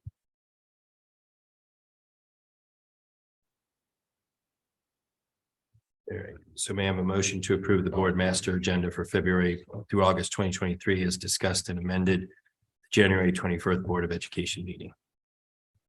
Motion, Dennis. Oh, wait, second. sorry, Yeah. sorry. We talked about a special ed update. We want to try and do that on February 28th. We talked about waiting. I thought the special education was just through a memorandum to the board. Yes. And then I thought she was going to come back to us as well. We're just doing a memorandum.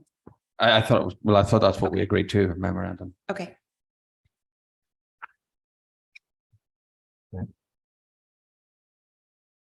So may I have a motion to approve the board master agenda for February through August 2023 as discussed and amended at the January 21st Board of Education meeting. Dennis, second by Julie. All those in favor? That is unanimous.